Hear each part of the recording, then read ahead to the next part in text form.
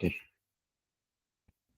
ప్రార్థన చేసుకుని శ్రీరామ రామ రామ రమే రమే మనోరమే సహస్రనామ తత్తుల్యం రామనామవరాననేవామే భూమిసుత పరశ్చ హనుమాన్ పశ్చాత్ సుమిత్రాసుతః శత్రుఘ్నో భరతశ్చ పార్శ్వయోః వాయవ్యాధికోణశ్చ సుగ్రీవశ్చ విభీషణశ్చ విరాట్తారాసుతో జాంబవాన్ మధ్యే నీలసరోజకోమలరుచిం రామం భజే శ్యామలం శ్రీరామం భజే శ్యామలం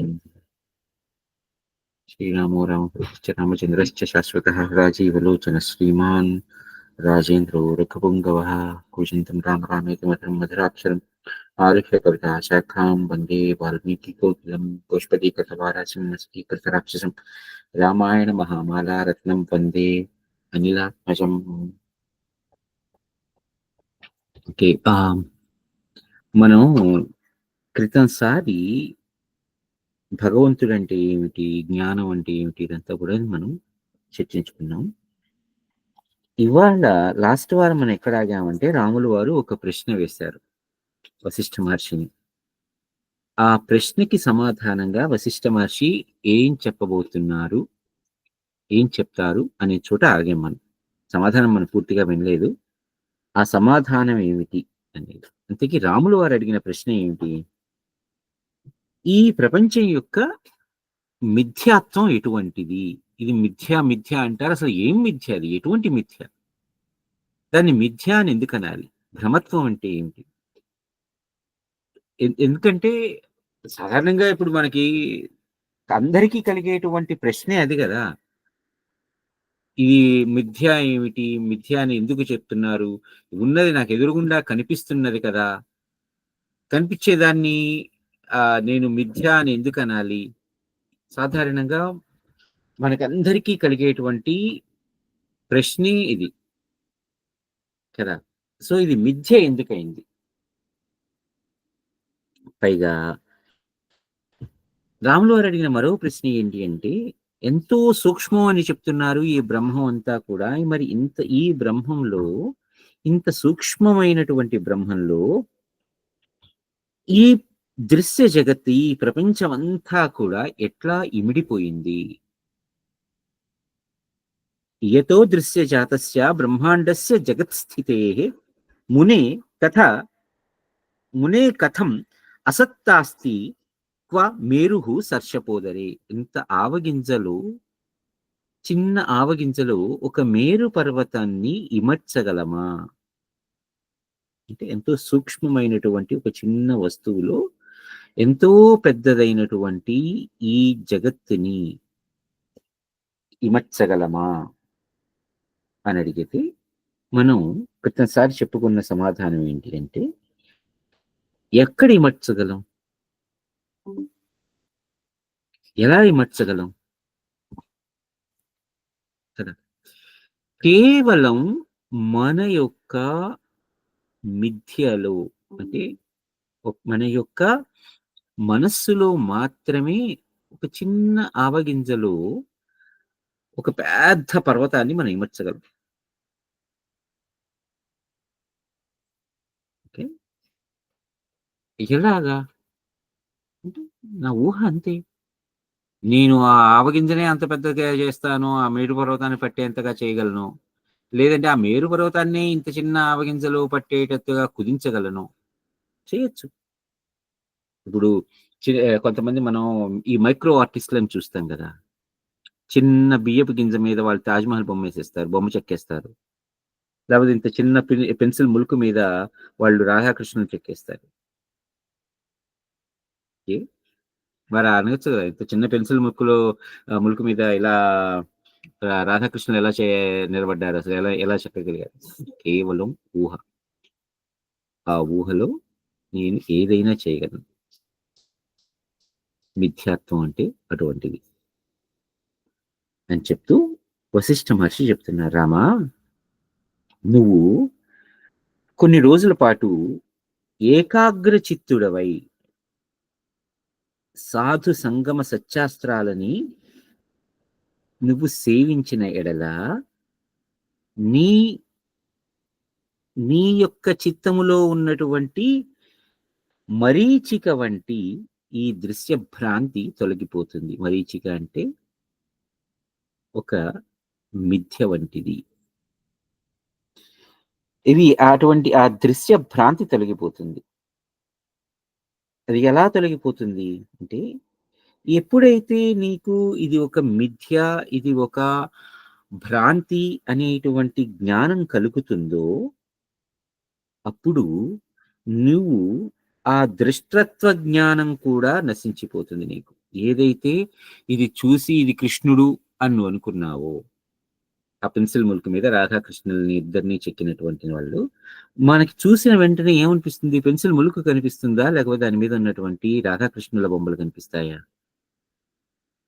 మన మన మనస్సుకి ఇమ్మీడియేట్‌గా తట్టేటువంటి భావన ఏమిటి? అది పెన్సిల్ ములుకా? లేదంటే రాధాకృష్ణులా? రాధాకృష్ణులే కదా! అరే! వీళ్ళిద్దరు భలే ఉన్నారే! రాధాకృష్ణులు భలే చేశారే! అనేటువంటి అది కలుగుతుంది కదా! కానీ యాక్చువల్‌గా ఏమిటి? ఒక చిన్న పెన్సిల్ ములుకు కదా! దాని మీద ఈ భ్రాంతిని ఆపాదించడం జరిగింది కదా!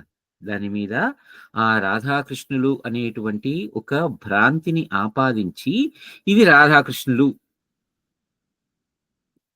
మనం ఇదివరకు ఒకసారి చెప్పుకున్నాం. ఒక బండరాయి మీద బొమ్మ గీసేసి లేకపోతే ఒక శిల్పాన్ని చెక్కేసి, ఇప్పుడు ఇదేమిటి అంటే మనకు కనిపిచ్చేదేమిటి? దాని మీద ఎంతో అందమైనటువంటి శిల్పం కనిపిస్తుంది. కానీ అది యాక్చువల్‌గా ఏమిటి? ఎలా అయితే దాని మీద ఆ దృశ్యం ఆపాదించబడినదో, అదే విధంగా ఈ బ్రహ్మం మీద ఈ దృశ్య జగత్తనేది ఆపాదించబడింది. మరిదంతా ఏమిటి?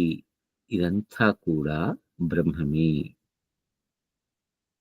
పూర్తిగా బ్రహ్మమే.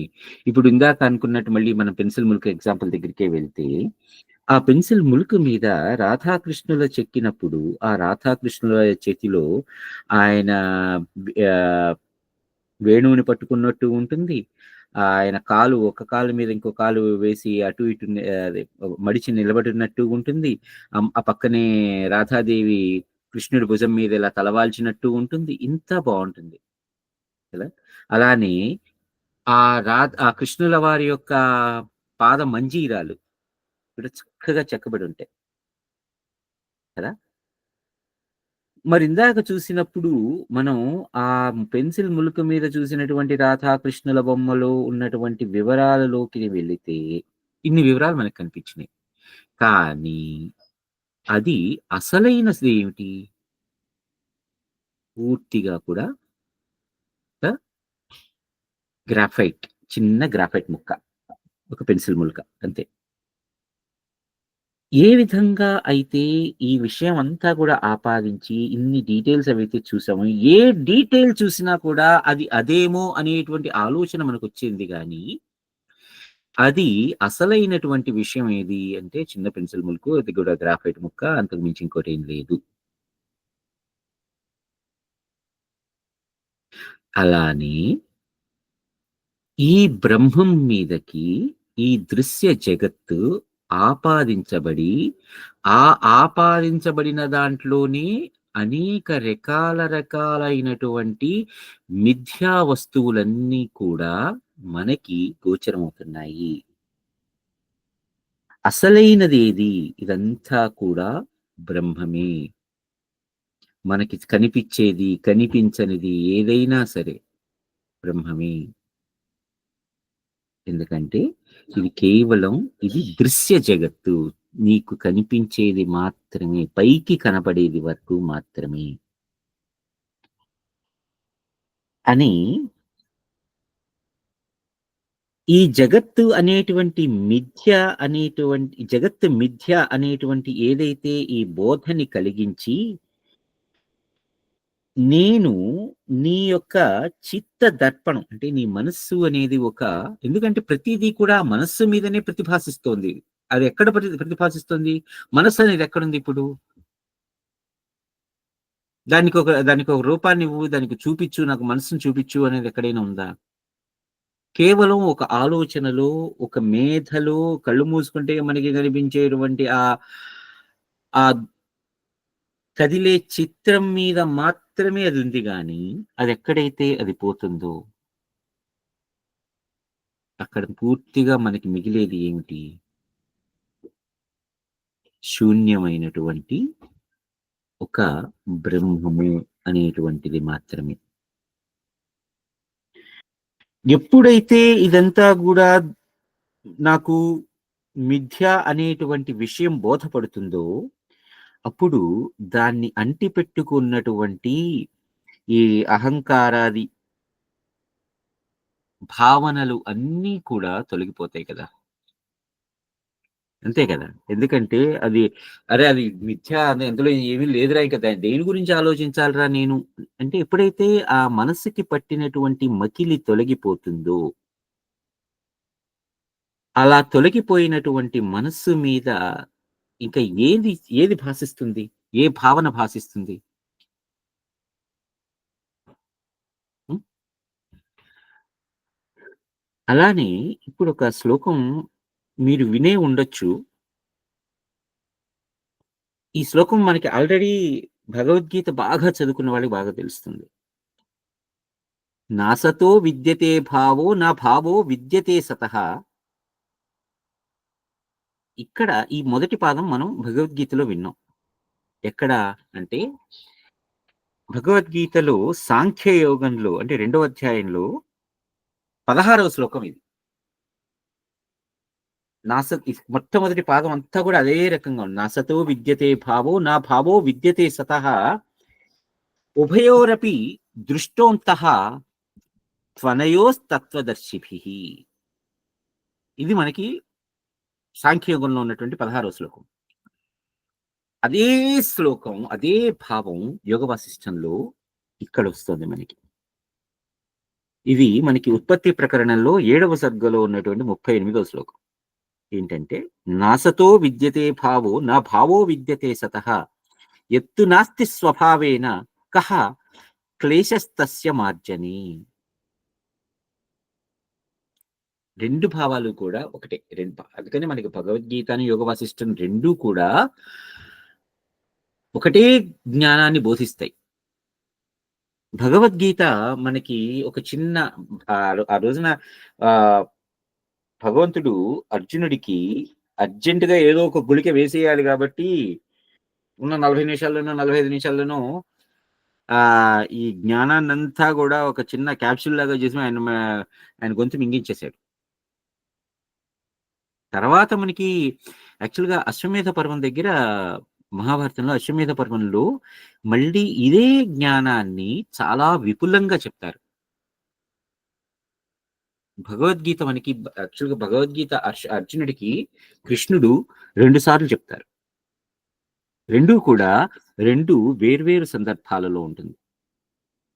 మనకి మొదటి సందర్భంలో ఆహ్, భారత యుద్ధం జరగడానికి ముందర 18 అక్షౌహిణీల సైన్యం అటు ఇటు నిలబడి 11 అటు 7 ఇటు నిలబడి మధ్యలో అర్జునుడిని నించోబెట్టి పరమాత్మ జ్ఞానాన్ని ఒక చిన్న గుళికలాగా వేసేసినటువంటి ఆ జ్ఞానం అంతా కూడా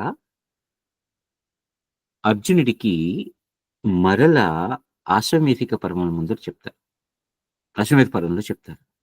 ఎందుకంటే అర్జునుడు అడుగుతాడు. "అప్పుడేదో చెప్పావయ్యా నువ్వు నాకు. ఆ యుద్ధంలో ఆ వేడిలో పడి నాకు సరిగ్గా అర్థం కాలేదు. మళ్ళీ చెప్పవా?" అని అడుగుతాడు అర్జునుడు. అడిగితే ఈయన పరమాత్మ "అప్పుడు చెప్పిన వేడిలో నువ్వు అర్థం చేసుకోలా. కానీ ఏదో యుద్ధం చేసేసావు. మళ్ళీ ఇప్పుడు నేను చెప్పాలి అంటే అదంతా నీకు చెప్పాల్సిన అవసరం లేదు. ఎందుకంటే ఆ సందర్భం వేరు, ఈ సందర్భం వేరు. ఆ సందర్భంలో నువ్వు వేడెక్కిన ఇనుములాగున్నావు. సమ్మెడ బోడులు 4 వేస్తే అది దాని యొక్క అది దాని యొక్క రూపుని మార్చుకుంటుంది. ఇప్పుడు నీ మనస్సు వేడెక్కిన ఇనుము కాదు. దీనికి చెప్పాల్సినటువంటి జ్ఞానం వేరు. అందుకని అదే రకమైనటువంటి జ్ఞానాన్ని మనకి 700 శ్లోకాలలో చెప్పినటువంటి జ్ఞానాన్ని ఈ ఆహ్, ఈ భ ఈ ఇక్కడ మళ్ళీ రెండోసారి భగవద్గీత చెప్పినప్పుడు 200 శ్లోకాలో, 250 శ్లోకాలో ఉంటుందది. అంత శ్లోకాల్లో చెప్తారు.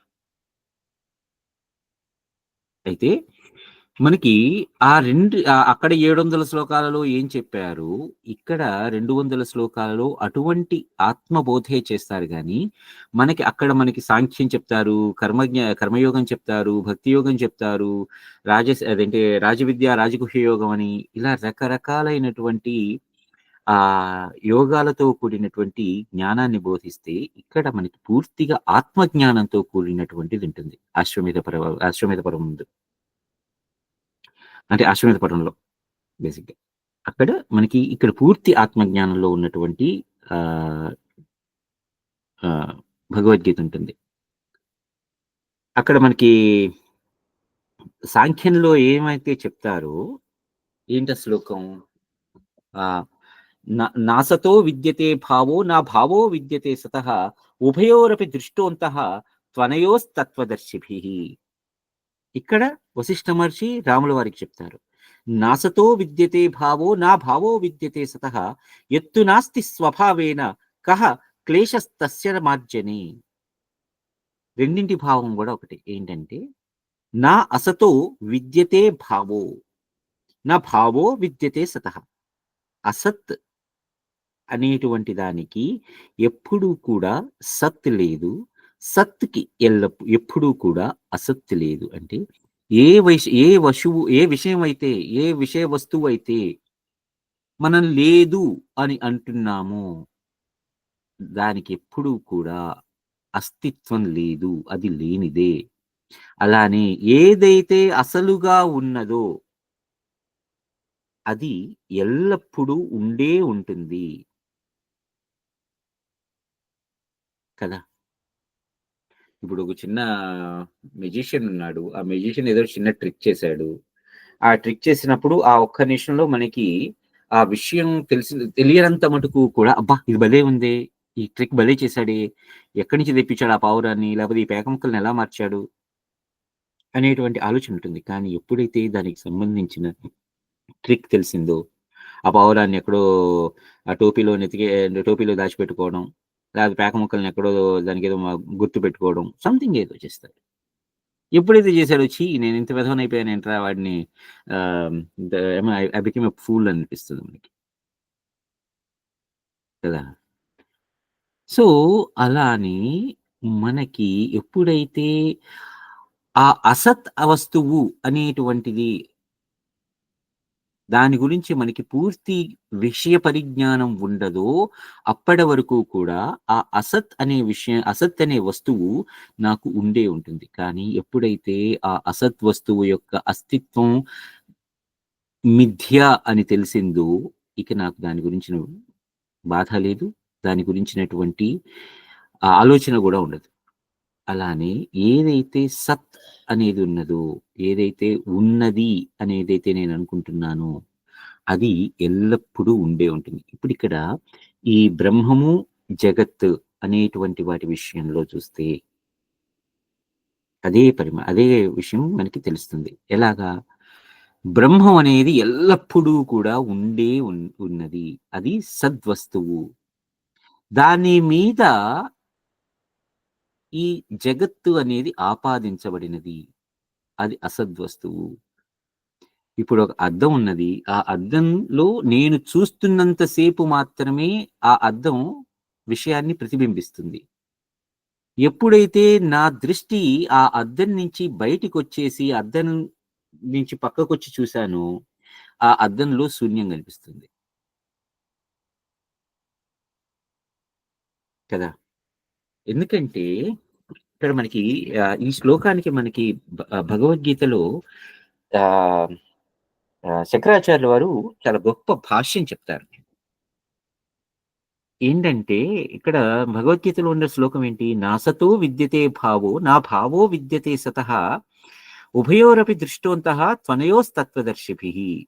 అంటే అసద్వస్తువు అనేదానికి ఉనికి లేదు. సద్వస్తువు అనేదానికి ఉనికి లేకుండా పోలేదు. అంటే ఉనికి ఉన్నది. అదే ఉనికి దానిది. ఎందుకంటే అదొక్కటే ఉన్నది కాబట్టి. పైగా ఉభయోరపి దృష్టోంతః త్వనయోః తత్వదర్శిభిః. తత్వాన్ని దర్శించేటువంటి, విషయాన్ని గ్రహించేటువంటి వాళ్ళకి ఈ విషయాన్ని గ్రహించేటువంటి వాళ్ళు ఈ రెండింటి యొక్క సత్యాన్ని తెలుసుకున్నారు. అసత్వస్తువుకి ఉనికి లేదు. సద్వస్తువుకి. ఎందుకంటే అసద్వస్తువు అంటే దాని మీద ఆపాదించబడినటువంటి దృశ్యం మాత్రమే. అలానే ఇక్కడ మనకి చెప్పేదేంటంటే, ఇప్పుడు చాలా ఎగ్జాంపుల్స్ చెప్తారు గదా! బంగారము నగ, మట్టి కుండ ఇట్లాంటి ఎగ్జాంపుల్స్ చెప్తారు. హ్మ్. బంగారం నగ అనేది ఏమిటి అంటే, ఆ నగ ఆ బంగారం మీద ఆపాదించబడినటువంటిది. అసలైన వస్తువేది ఎక్కడ? బంగారం మాత్రమే. అలానే మట్టి, కుండ జూసుకుంటే, కుండ అనేటువంటి ఆ ఆకారం మట్టికి అందించబడినటువంటి ఒక విశేషణం మాత్రమే. కానీ అసలైన వస్తువేది? మట్టి మాత్రమే అది గూడా. అయితే ఇప్పుడు ఇక్కడి నుంచి మరి మట్టెక్కడి నుంచొచ్చింది? బంగారం ఎక్కడి నుంచొచ్చింది? మళ్ళీ దానికి వెళ్ళాలి గదా! మనం ప్రశ్నించుకోవాలి గదా! ఎందుకంటే ప్రతీదీ కూడా మనకి ప్రశ్నే. ఆ ప్రశ్న నుంచి సమాధానం వెతుక్కుంటూ వెళ్తూనే ఉంటాం మనం. ఎక్కడ? ఇంతకు మించిన సమాధానం లేదు అనేంత మటుకు. ఇదే గదా మనకి కార్యకారణ సంబంధం అంటే. ఈ వస్తువుకి ఏది కారణం? ఈ వస్తువుకి ఏది కారణం? ఈ వస్తువుకి ఏది కారణం? ఇప్పుడు మట్టి అనే వస్తువుకి ఏది కారణం? రకరకాల మూలకాలు. ఆ మూలకాలకి ఏది కారణం? ఆ మూలకాలలో ఉండేటువంటి అణువులు. అణువులకి ఏది కారణం? పరమాణువులు. ఆ పరమాణువులకి ఏది కారణం? ఏవో ఇంకా ఇంకా రకరకాల ఎలక్ట్రాన్‌లు, ప్రోటాన్‌లు. ఆ వాటికి ఏది కారణం? దాంట్లో ఉండేటి ఒక శక్తి. ఆ శక్తికి ఏది కారణం? ఇలా ప్రశ్నించుకుంటూ, ప్రశ్నించుకుంటూ, ప్రశ్నించుకుంటూ, శోధించుకుంటూ వెళ్తే ఎక్కడైతే ఇక ఆ శోధన ఆగిపోతుందో, ఎందుకని ఇంతకు మించినది ఇంకోటి లేదు అనేది తెలుసుకుంటానో, ఎందుకంటే ఇప్పుడు ఇందాక ఎలక్ట్రాన్‌లు, ప్రోటాన్‌లు అన్నాను. ఆ ప్రోటాన్‌లో ఏముంటుందన్నాను. ఒక చిన్న ఎనర్జీ మ్యాటర్ ఉంటుందంటారు. ఆ ఎనర్జీ మ్యాటర్ ఎక్కడి నుంచొచ్చిందన్నాను. అది గూడా ఎక్కడి నుంచో వచ్చింది. దానికి కారణం ఏంటిది? దానికి కారణం అంటే ఇదంతా కూడా ఇలా స్ తవ్వుకుంటూ, తవ్వుకుంటూ, తవ్వుకుంటూ వెళ్తూ ఉంటే ఎక్కడో ఒక చోట నాకిక తవ్వడానికి అంటూ ఏముండవు. అక్కడితో నా తవ్వకాలాగిపోతాయి. అక్కడ నాకు విషయం తెలుస్తుంది. ఇప్పుడు ఒక వృత్తం ఉంది. ఒక సర్కిల్ ఉంది. ఆ సర్కిల్‌కి ఇది ఆది, ఇది మధ్యము, ఇది అంతము అనేది ఎక్కడ చెప్తాం?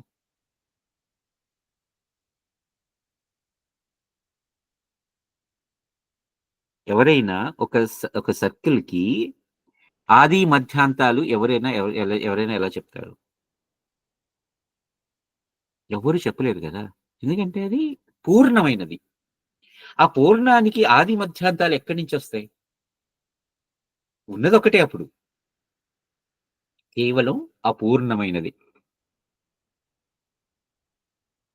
ఎందుకంటే మరి అది అపూర్ణంలో ఏమున్నది? మళ్ళీ మనం తరుచుకుంటూ, తరుచుకుంటూ తవ్వుకుంటూ, తవ్వుకుంటూ వెళ్ళిపోతే ఎక్కడో ఒక చోట మన శోధన ఆగిపోతుంది. ఎందుకంటే అక్కడి నుంచి ఎ ఎంత తవ్వినా గూడా ఏం తగలకదు.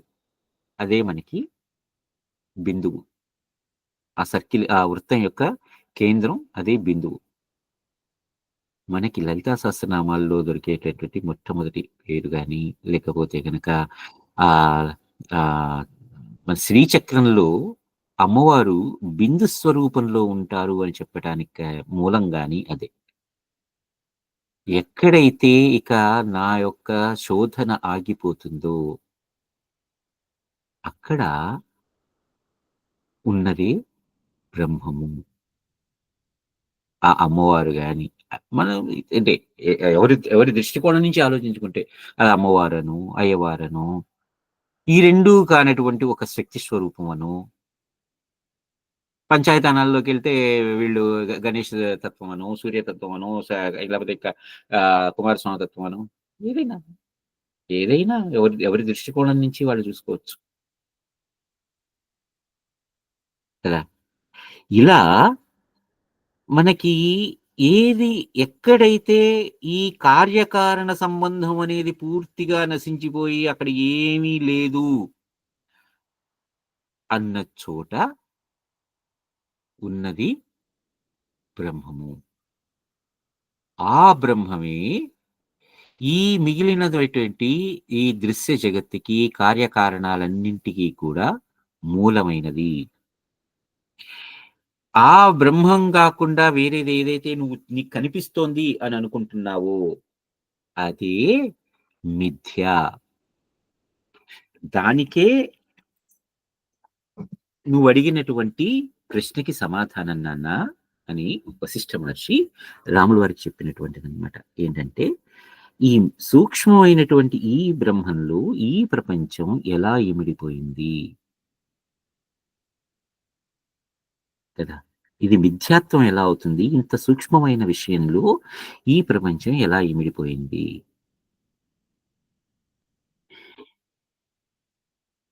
సో, ఈ ఈ ప్రపంచం అనేది అసలు ఉత్పన్నం కాలేదు. కేవలం ఒక దృశ్య భ్రాంతి మాత్రమే.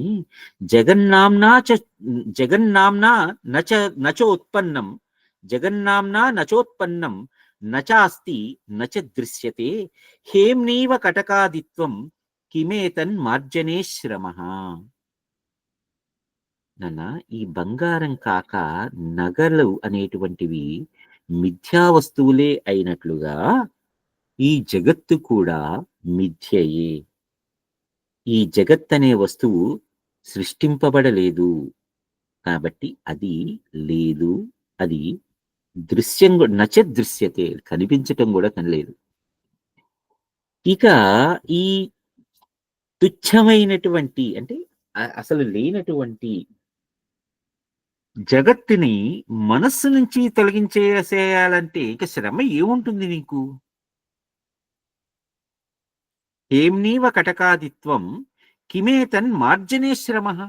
లేని దాన్ని ఇప్పుడు ఆహ్, లేని దాన్ని లేని వస్తువుని మనం దానికి శుభ్రం చేసి, కడిగి, ఆరబెట్టి ఏమైనా చేయగలమా?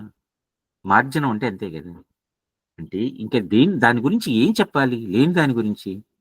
మరది లేదు అని చెప్తున్నాడు.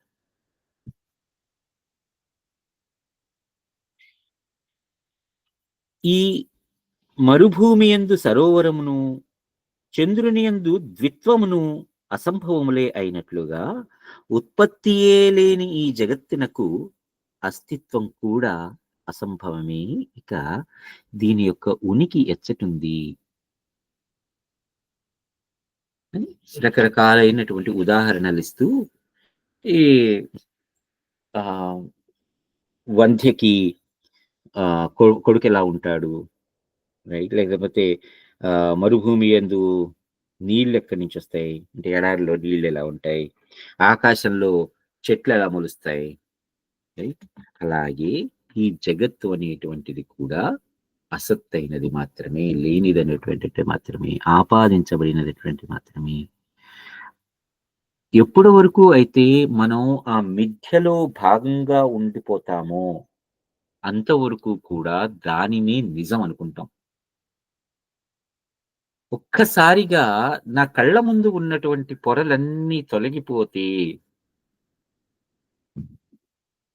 ఆ తొలగిపోయిన పొరల తరువాత నాకు కనిపించేది ఏముంటుంది? ఇప్పుడు ఒక ఉల్లిపాయ ఉంటుంది. దాని ఉల్లిపాయలో ఉండేటువంటి పైపైన పొరలన్నీ తీసుకుంటూ, తీసుకుంటూ, తీసుకుంటూ వెళ్ళిపోయా. ఆ తీసుకుంటూ వెళ్ళిపోయిన తర్వాత నాకు చివరికి ఏం కనిపించింది? అన్ని పొరలే ఉన్నాయి. ప్రతీదీ పొరే. ఒకదాని మీద ఒకటి, ఒకదాని మీద ఒకటి, ఒకదాని మీద ఒకటి అన్ని ఉల్లిపాయ పాయలలా ఒకదాని మీద ఒకటి పేరుకుపోయి, ఒక పొర, ఒక పొర, ఒక పొర కమ్మేసుకుంటూ వెళ్ళిపోయింది. ఎప్పుడైతే ఆ పొరలన్నీ తీసేసానో, ఇక ఉల్లిపాయ అంటూ ఏదైనా ఉందా? జస్ట్ ఎగ్జాంపుల్‌గా చెప్తున్నా. ఇంకా అసలేమైనా ఉందా?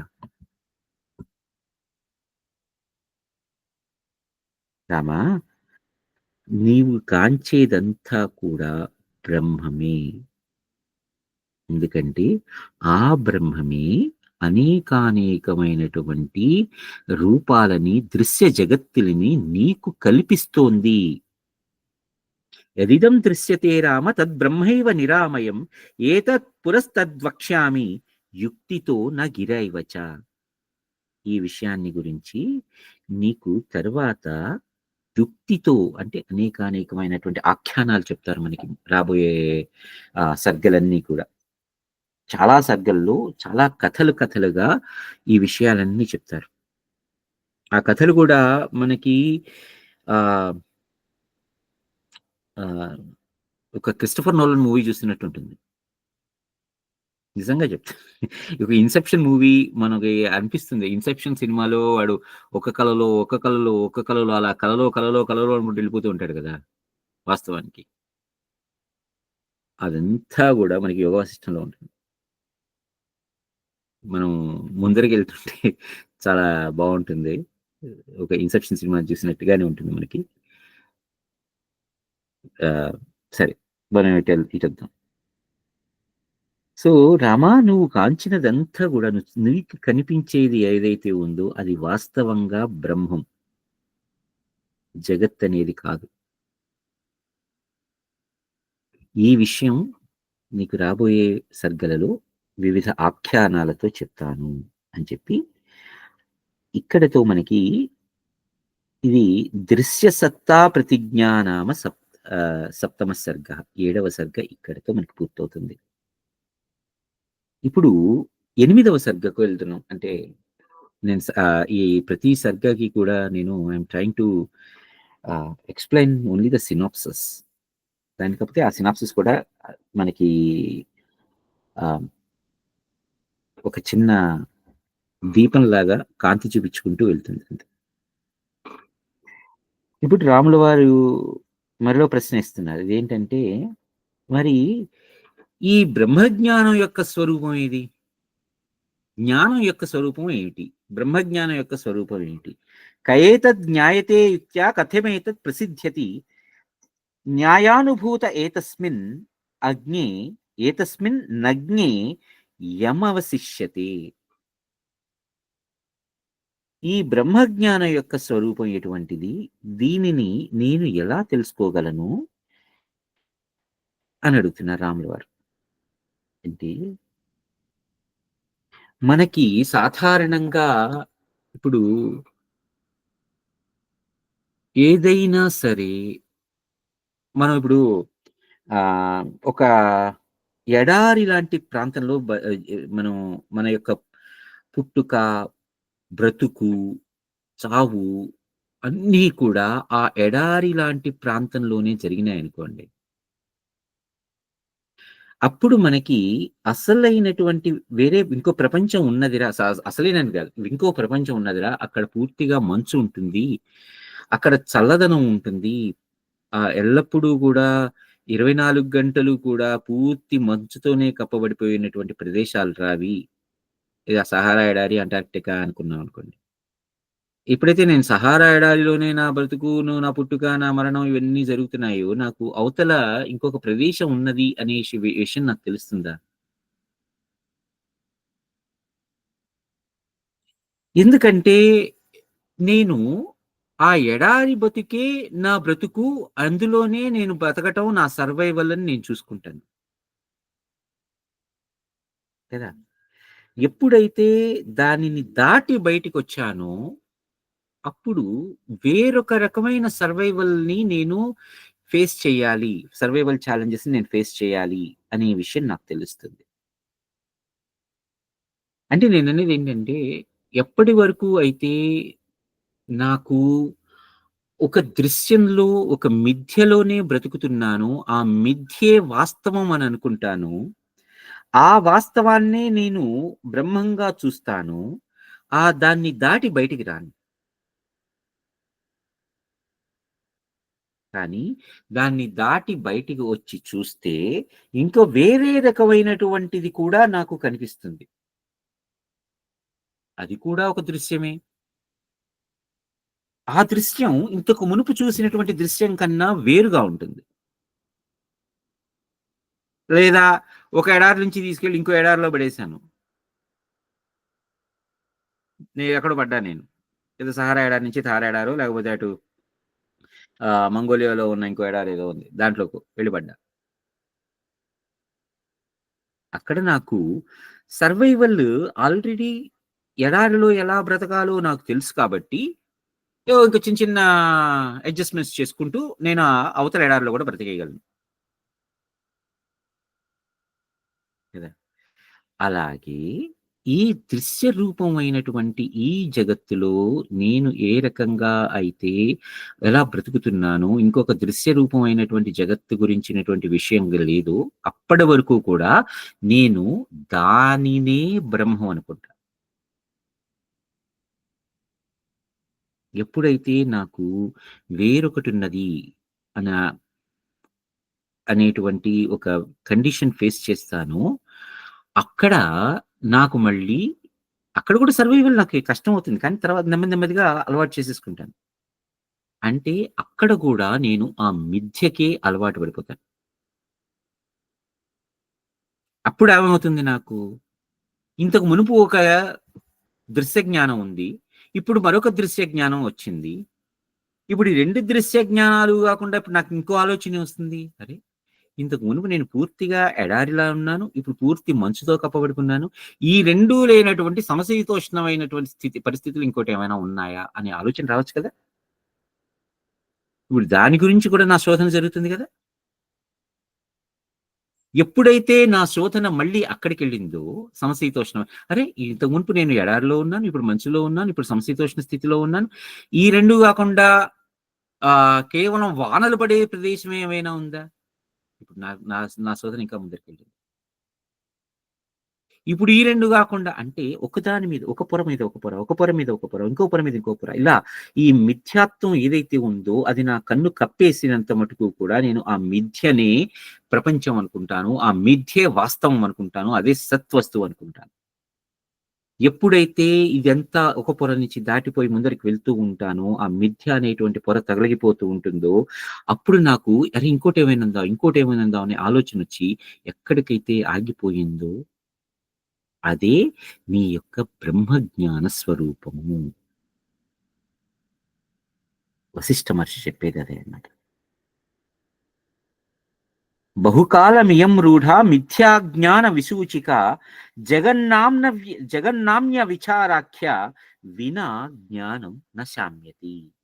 నాన్నరామా, ఈ జగత్తు అనేటువంటి ఈ మిథ్యా జ్ఞానం అనేటువంటి రోగం పట్టేసుకుని చాలా కాలం నుంచి పీడిస్తుంది. ఇప్పుడు అప్పటి వరకైతే ఆ రోగం అలా మనని పట్టిందో, ఆ రోగమే బ్రతుకనుకుంటాం మనం. ఎప్పుడైతే ఈ రోగానికి ఒక వైద్యం ఉంది, చికిత్స ఉంది అని అనుకుంటానో, ఆ రోగం నుంచి బయటకొచ్చేసి ఇప్పుడు ఆ చికిత్స వెనకాల పడతా నేను. రైట్? అది అంటే ఇప్పటి వరకు ఉన్నటువంటి నా మిథ్య ఇంకొక ఉపాధి వలన పోతోంది. ఇంకొక ఉపాయం వలన పోతుంది. ఆ ఉపాయం కూడా మిథ్యే అనే విషయం తెలిసిపోయిందనుకోండి. ఇంకొక ఉపాయంకెళ్తా నేను. ఎందుకంటే ఇప్పుడు నాకు 2 ఇంతకు మునుపు నేను గ్రహించినటువంటి జ్ఞానం ద్వారా ఇంకొక దాని గురించి వెతుక్కుంటూ వెళ్ళి అక్కడ ఆగిపోతా. ఎక్కడైతే నా యొక్క పూర్తి శోధ ఇందాక అనుకున్నాం గదా! బిందు స్వరూపం అని. అక్కడితో ఆగిపోయిందింక నాది.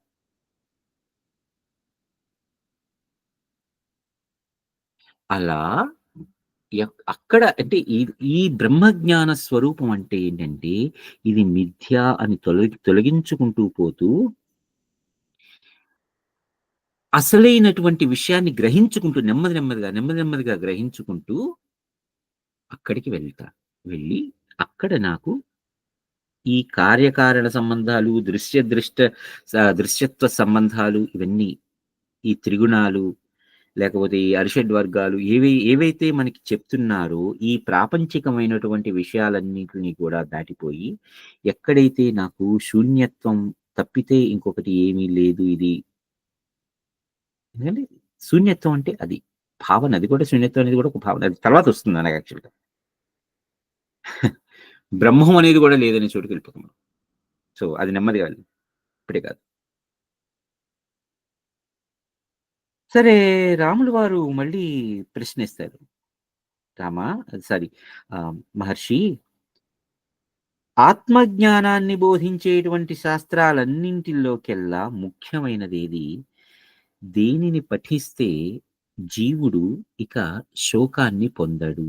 ఆత్మజ్ఞాన ప్రబోధాయ శాస్త్రం శాస్త్ర విదాంబర కిం నామ తత్ ప్రధానం స్యాత్ యస్మిన్ జ్ఞాతి న శోచ్యతే. ఇక శోచించాల్సినటువంటి విషయం ఏది ఉండదు అంటే ఇక రాములు వశిష్ఠ మహర్షి చెప్పేది ఇదే.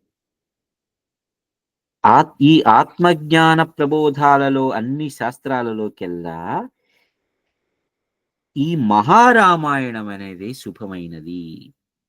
అంటే రాముల వారి ముందరే రామాయణం అనేది ఉన్నది. ఎందుకంటే ఆత్మజ్ఞాన ప్రధానానాం ఇదమేవ మహామతే శాస్త్రాణం పరమం శాస్త్రం మహారామాయణం శుభం. ఇతిహాసోత్తమా తస్మాత్ శ్రుత్వాత్ శ్రుత్వాత్ బోధః ప్రవర్తతే సర్వేషాం ఇతిహాసానాం అయం సార ఉదాహృతః. ఇదేంటి రాములు వారి ముందరే రామాయణం ఏంటి? ఎలా జరగచ్చు? ఒక్కసారి ఆలోచించండి. రాముల వారి ఎందుకంటే ఇంతకు మునుపు మనం చెప్పినటువంటి చాలా చాలా ఉదాహరణలతో మనం ఈ శ్లోకాన్ని, ఈ అర్థాన్ని గనక మనం వివరించుకుంటే మనకి ఈ అర్థం బాగా బోధపడుతుంది. లేదంటే మనకి అదేంటి రాముల వారి ముందరే రామాయణం ఏంటి అనిపిస్తుంది.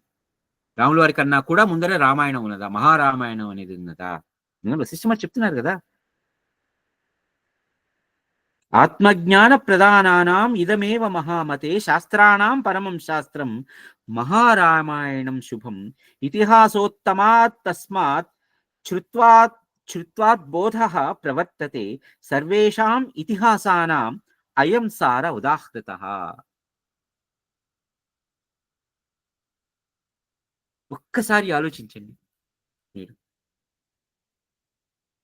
మాట్లాడేవారెవరు? వశిష్ఠ మహర్షి. ఎవరితో మాట్లాడుతున్నారు? రాముల వారితో. ఏ విషయం గురించి మాట్లాడుతున్నారు? రామాయణం గురించి. మనందరికీ ఏం తెలుసు? రాముల వారి యొక్క కథే రామాయణం. మరి ఇదేమిటి? మనం దీన్ని పలు పార్శ్వాలలో అర్థం చేసుకోవాలి. ఒకటి, రామాయణం అనేటువంటి మాటకి అర్థం రామస్య అయనం, రామాయాహ అయనం. అంటే రాముల వారి యొక్క ప్రయాణం, సీతమ్మ వారి యొక్క ప్రయాణం. అంతేనా? దానికి ఇంకొకటి ఏమైనా అర్థం ఉందా? రాముల వారి యొక్క వశిష్ఠ మహర్షి రాముల వారికి ఆ పేరు పెట్టడానికి వెనకాల కారణం ఏంటి? రామ అనేటువంటి శబ్దానికి అసలైన అర్థం ఏంటి? ఒక్కసారి అంటే మీరు ఈ చాగంటి వారిదో, గరికపాటి వారిదో, లేకపోతే మన సామవేదం వారిదో అనేక ప్రవచనాలు వినినప్పుడు ఆ భాషణాలలో మనకి వశిష్ఠ మహర్షి రాముల వారికి ఆ పేరు పెట్టడం వెనకాల ఉన్నటువంటి అర్థం ఏమిటి అనేది చాలా సార్లు చెప్పుంటారు. మీరు కూడా వినే ఉంటారు. ఒక్కసారి దాన్ని జ్ఞప్తికి తెచ్చుకోండి.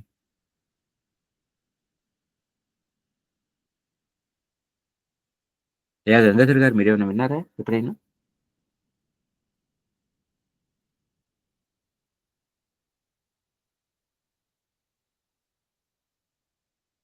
రమణి గారు, మోహిని గారు, మీరు ఎప్పుడైనా?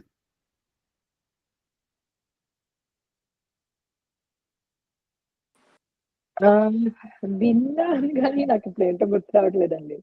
సారీ. మీరే చెప్పండి. అదే వద్దు మనకి చాలా సార్లు విన్నాం మాత్రం. ఏమిటో ఏదో సోది విన్నట్టు వినేసి మర్చిపోయాను ఇప్పుడు. అదే రమయతే ఇది రామః అంటారు కదా. రమింపజేసేవాడు రాముడు. రమింపజేయటం అంటే మనస్సుకి ఆనందాన్ని కలిగించడం కదా. ఒక మనల్ని ఒక అనిర్వచనీయ ఆనందానుభూతిలోకి తీసుకెళ్ళిపోవటం అది రమింపజేయటం. అంటే ఇంకా దాన్ని మించి ఎక్స్ప్లెయిన్ చేయగలిగేది లేదు.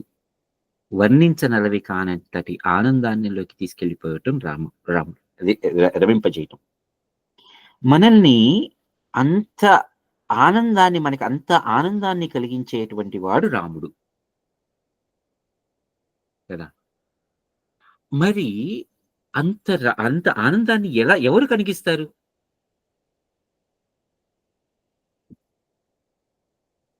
విల్లంబులు పట్టుకుని అదేంటి సముద్రం మీద వారధి కట్టినటువంటి రాముడా? అంటే ఒక మంచి సత్పురుషుడి ప్రవర్తన వల్ల మనల్ని రమింపజేస్తాడాయన. కదండీ! ప్రవర్తన కదా! రామస్య ఆయనం. ఆయనం అంటే ఇప్పుడు నడక అని, లేకపోతే నడత అని. నడత అంటే ప్రవర్తనే కదా! ఎలా నడవాలి? ఎలా నడుచుకోవాలి? అది రాముల వారి యొక్క అది అందుకని మనకి మారీచుడంటాడు కదా! రామో విగ్రహవాన్ ధర్మః అని మారీచుడంటాడు. ఆహ్, అంతే అంటే ధర్మం అంటే ఒక అదే ధర్మం అనేటువంటి మాటకి మనం విశేషణాలు చెప్పుకోగలం గానీ, ఇది అసలైన అర్థం అని మనం చెప్పుకోలేం. ఎందుకంటే ర ద ద ఇప్పుడు రైచియస్‌నెస్ ఆర్ కరెక్ట్‌నెస్ ఆర్ ఏ ఏ ఏ పనిని ఎప్పుడు ఎలా ఏ విధంగా చెయ్యాలో, ఆ పనిని అప్పుడు ఆ విధంగా చేయటమే ధర్మం. రకరకాలైనటువంటి విశేషణాలు మాత్రమే చెప్పుకోగలం. ఇప్పుడు బ్రహ్మం అనేటువంటిది కూడా అంతే.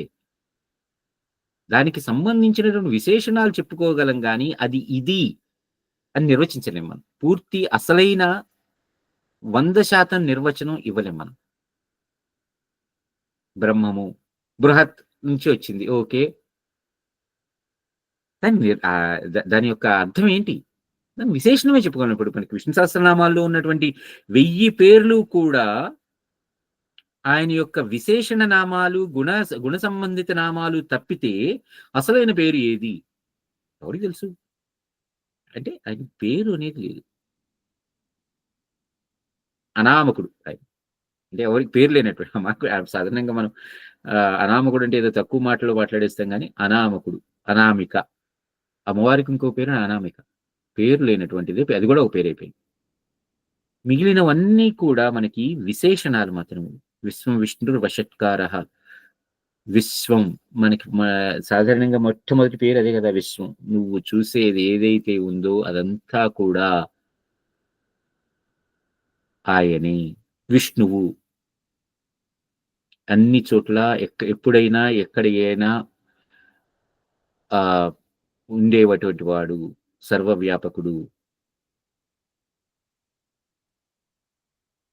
భవిష్యత్ భూతకాలం అంటే గడిచిపోయిన కాలంలో, లేకపోతే భవిష్యత్తు రాబోయే కాలంలో. అసలు రాబోయే కాలం అనేది ఒకటుందా? గడిచిపోయిన కాలం అనేది ఒకటుందా? గడిచిపోయిన కాలం అంటే ఏమిటి? కేవలం అనుభవం. రాబోయే కాలం ఆశ. ఈ రెండింటివి మిథ్యే గదా! అరే! నువ్వు నువ్వు నీ నీ నీ గడిచిపోయిన సమయానికి నువ్వు ఇది ఏమని ఏమని ఈ గడిచిపోయిన సమయాన్ని నువ్వు ఏమని నిర్వచించగలవు? అంటే నా అనుభవం అంతే అది. అంటే ఆ సమయంలో నాకు నగ నా నాకు ఎటువంటి అనుభూతి కలిగినదో, ఆ అనుభూతిని నేను ఎలా అనుభవించానో అది మాత్రమే నా మస్తిష్కంలో నిక్షిప్తమైపోయింది. అదే భవిష్యత్తు అంటే ఆశ. ఎలా ఉండబోతోందో అనేటువంటి ఒక ఆశ. అది యాక్చువల్‌గా ఉన్నదా? ఇప్పుడు ప్రస్తుతం ఉన్నదేంటి? వర్తమానం. వర్తమానం ఎక్కడ చూపించాలి? ఎందుకంటే ఇప్పుడొక్క సెకండ్ మనం మాట్లాడుకున్నది కాస్త మరుక్షణానికి అది భూతం అయిపోయింది. భూతకాలం అయిపోయింది. ఇప్పుడు భూత, భవిష్యత్, వర్తమానాలు నేను ఏదైతే చెప్తున్నానో కాలాన్ని గురించి, ఆ కాలానికి సంబంధించిన ఉనికే లేదు.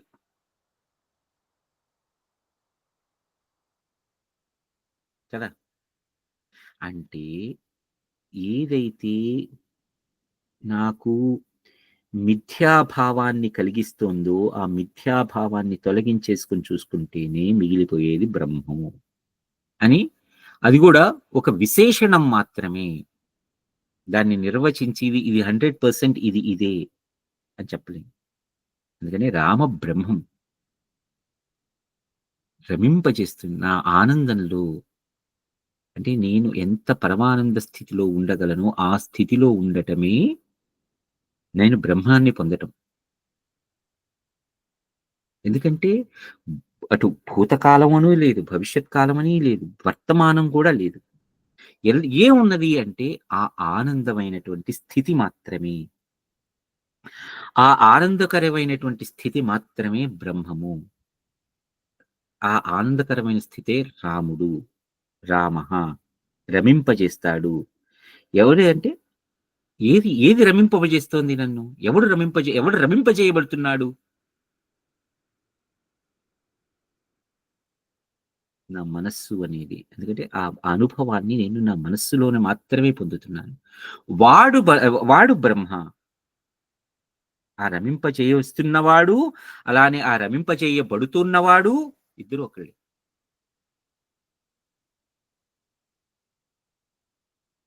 అది బ్రహ్మము. మన క్రితం వారం చెప్పుకున్న మాటకి అర్థం కూడా అదే. ఇలా ఈ మహారామాయణం మాత్రమే ఇంత గొప్పదైనటువంటి జ్ఞానాన్ని నీకు కలిగిస్తుంది రామా అని చెప్తున్నాడు. ఇదొక పార్శ్వం దీనికి. ఇంకొక పార్శ్వం ఏంటి అంటే, ఈ వశిష్ఠ మహర్షి మహారామాయణం అన్నారు పైగా ఉత్తరామాయణం అనల. అదేంటి మనకి శ్రీమద్ రామాయణం అని ఉంటుంది. వాల్మీకి మహర్షి రాసింది. ఇక్కడ వశిష్ఠ మహర్షి ఏం చెప్తున్నారు? మహారామాయణం అంటే ఎంతో గొప్పదైనటువంటి రాముల వారి యొక్క నడక. ఎంతో గొప్పదైనది ఏంటంటే ఎంతో కాలం నుంచి సాగుతూ ఉన్నటువంటి నడక. ఎంతో మహత్తు కలిగినటువంటి నడక. ఎంతో బృహత్తరమైనటువంటిది నడక. లేకపోతే నడక. ఇది రాముల వారి యొక్క కథ అనుకుందాం. రాముల వారికి ఇప్పుడు ఎంత 14 ఏళ్ల పిల్లాడు. మరి ఈ 14 ఏళ్ల పిల్లాడు ఏం నడిచాడు? ఏం చూశాడు? అంటే కాలంలో అనేకానేకమైన సార్లు రామాయణం జరిగింది.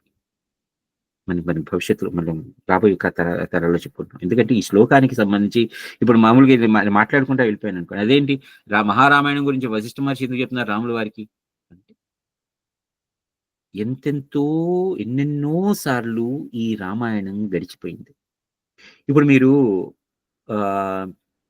తులసి రామాయణం చదివింటారు కదా, లేదంటే గనక కంబరామాయణం చదువుంటారు, లేకపోతే అద్భుత రామాయణం అని ఉన్నది అది చదువుంటారు, లేదంటే కనుక వాల్మీకి రామాయణం అందరికీ చదివే ఉంటారు. రైట్? అన్ని రామాయణాల్లోనూ రాముడు ఉంటాడు, సీతమ్మ వారు ఉంటారు, ఆ రావణాసురుడు ఉంటాడు. రావణాసురుడు వచ్చి సీతమ్మ వారిని ఎత్తుకెళ్తాడు, రాముల వారు వెళ్ళి రావణాసురుడిని చంపేసేస్తారు, తీసుకొచ్చేస్తారు, సీతమ్మ వారిని తెచ్చుకుంటారు. అన్ని కథలు ఇలానే ఉంటాయి. కానీ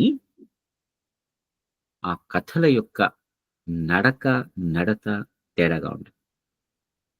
మీరు తులసి రామాయణం చదువుకుంటే ఆ తులసి రామాయణంలో రాముల వారు పూర్ణ పురుషుడు, పూర్ణమైనటువంటి విష్ణు స్వరూపం. తులసి రామాయణం మొత్తం కూడా రాముల వారు దేవుడు అనేటువంటి భావనలోనే ఉంటుంది. పూర్తిగా అలా నడుస్తుంది. మనకి వాల్మీకి రామాయణం ఏంటంటే రాముల వారు కేవలం మనిషి, మామూలు మానవుడు, మనలాగే ఈ నేల మీద నడిచి, నేల మీద పొర్లి, ఏడ్చి, నవ్వి, మనలాగానే గాయపడి, మనలాగానే రక్తాలు చెందించి, మనలాగానే రోగాలు రుష్టులు పడినటువంటి ఒక మామూలు మానవుడు, మనలాగానే జీవితాన్ని అనుభవించినటువంటి మానవుడు. అది మనకి వాల్మీకి రామాయణం నుంచి చూస్తే. తులసి రామాయణం నుంచి చూస్తే తులసి రామాయణంలో సాక్షాత్తు విష్ణుమూర్తి అవతారంగా దిగొచ్చి ఆ తర్వాత పూర్తి భగవత్ తత్వంతో నడిచినటువంటి వాడు తులసి రామాయణంలో ఉండేటువంటి రాముడు. ఆ తర్వాత అద్భుత రామాయణం అని ఉంటుంది. ఆ అద్భుత రామాయణంలో రామకథ వేరే రకంగా ఉంటుంది. అందులో మనకి దశకంఠ రావణుడు అని ఒకడు ఉంటే ఆ రావణాసురుణ్ణి రాములు వారు చంపేస్తే సహస్రకంఠ రావణుడు అని ఉంటాడు. 1000 తలలతో ఉన్నటువంటి రావణుడు వాడిని సీతమ్మ వారు చంపేస్తారు. సో అది కూడా ఎక్కడో బ్రహ్మలోకంలోనూ స్వర్గలోకంలో, ఈ భూమి మీద కాదు జరిగేది అద్భుత రామాయణం. ఈ విషయం మనకంతా కూడా అంటే ఎందుకు ఇది చెప్తున్నానంటే ఎన్నెన్ని సార్లు జరిగినటువంటి రామ కథ నుంచి సారాన్నంతా కూడా వశిష్ఠ మహర్షి గ్రహించి ఆ గ్రహించినటువంటి జ్ఞానాన్ని మరలా ఇప్పుడున్నటువంటి రాముల వారికి అందిస్తున్నారు. ఇది మహారామాయణం. ఎందుకంటే ఎక్కడెక్కడి నుంచో ఎన్నెన్ని కోట్ల కోట్ల కల్పాల నుంచి ఎన్నెన్ని కోట్ల కోట్ల త్రేతాయుగాలలో మహాయుగాలలో ఉన్నటువంటి త్రేతాయుగాలలో జరిగినటువంటి రామకథ అంతా కూడా ఒక ప్రోధి చేసి ఒక జ్ఞాన ధారగా మనకి వశిష్ఠ మహర్షి అంటే ఇప్పుడున్నటువంటి రాముల వారికి అందిస్తున్నారు. ఒకనొక సందర్భంలో అంటారు, రామా నువ్వు ఇంతకు మునుపు ఎన్నో సార్లు నా దగ్గరికి వచ్చావు ఈ ఆత్మజ్ఞానాన్ని గురించిన విషయ చర్చ మీదకి. అప్పుడు నీకు చాలా సార్లు చెప్పా నేను, నువ్వు మర్చిపోయావు కానీ నేను మర్చిపోలేదు అంటారు. అంటే ఇప్పుడు వశిష్ఠ మహర్షి ఎన్నిసార్లు ఉన్నారు, ఎన్ని రామాయణాలు చూశారు, ఎన్నెన్ని కల్పాలలో ఎన్నెన్ని కల్పాలలో ఎన్నెన్ని రామాయణాలు చూశారు, ఎన్నెన్ని రామాయణాలలో ఎన్నెన్ని సార్లు ఈ ఆత్మజ్ఞానానికి సంబంధించినటువంటి విషయాన్ని రాముల వారికి చెప్పుంటారు. అందుకోసమని ఇది మహారామాయణం. ఆత్మజ్ఞాన ప్రధానానాం ఇదమేవ మహామతే శాస్త్రాణం పరమం శాస్త్రం మహారామాయణం శుభం. ఇతిహాసోత్తమాదస్మాత్ శ్రుత్వాద్ బోధః ప్రవర్తతే సర్వేషాం ఇతిహాసానాం అయం సార ఉదాహృతః. పైగా ఈ మహారామాయణాన్ని వినిన అక్షయమైనటువంటి జీవన్ముక్తి లభిస్తుంది. అందువలననే ఇది అతి పవిత్రమైనటువంటి శాస్త్ర గ్రంథం. రాముల వారు అడిగినది ఏంటి? నేను దేని గురించి తెలుసుకుంటే, ఏ శాస్త్రాన్ని పఠిస్తే నాకు ఈ బ్రహ్మజ్ఞానం ఆత్మజ్ఞానం అనేటువంటి విషయంలో ఊతను లభిస్తుందో, ఆత్మజ్ఞానానికి బోధించేటువంటి శాస్త్రాలన్నింటిలో గొప్పదేది అని కదా అడిగింది. అందుకోసం వశిష్ఠ మహర్షి చెప్పింది ఏంటి అంటే, ఈ ఆత్మజ్ఞానాన్ని సంబంధించినటువంటి విషయంలో ఇదే మహారామాయణమే. ఎందుకంటే ఎన్నెన్నో కల్పాలు, ఎందరో బ్రహ్మలు, యాక్చువల్గా అన్నెన్ని బ్రహ్మలలో ఒక్కొక్క బ్రహ్మకి ఒక్కొక్క రోజు ఒక్కొక్క కల్పం కదా మనకి. అంటే ఎన్నెన్ని కోట్ల కోట్ల కోట్ల కల్పాలు జరిగినాయి, ఎన్నెన్ని కోట్ల బ్రహ్మలు ఎగిరిపోయారు, ఆ బ్రహ్మల్లో ఎన్నెన్ని కోట్ల కల్పాలు జరిగినాయి, ఆ కోట్లలో ఎన్నెన్ని కల్పాలలో జరిగినటువంటి ఎన్నెన్ని మహాయుగాలు ఉన్నాయి, ఎన్నెన్ని మహాయుగాలలో ఎన్నెన్ని త్రేతాయుగాలు కలిసినాయి, ఎన్నెన్ని త్రేతాయుగాలలో ఎన్నెన్ని సార్లు రామాయణాలు జరిగినాయి. మనకి చాలా చాలా మనకి ఉపశమ సర్గలో గాని, నిర్వాణ సర్గలో గాని, నిర్వాణ ప్రకరణలో గాని, ఉపశమ ప్రకరణలో గాని చాలా చాలా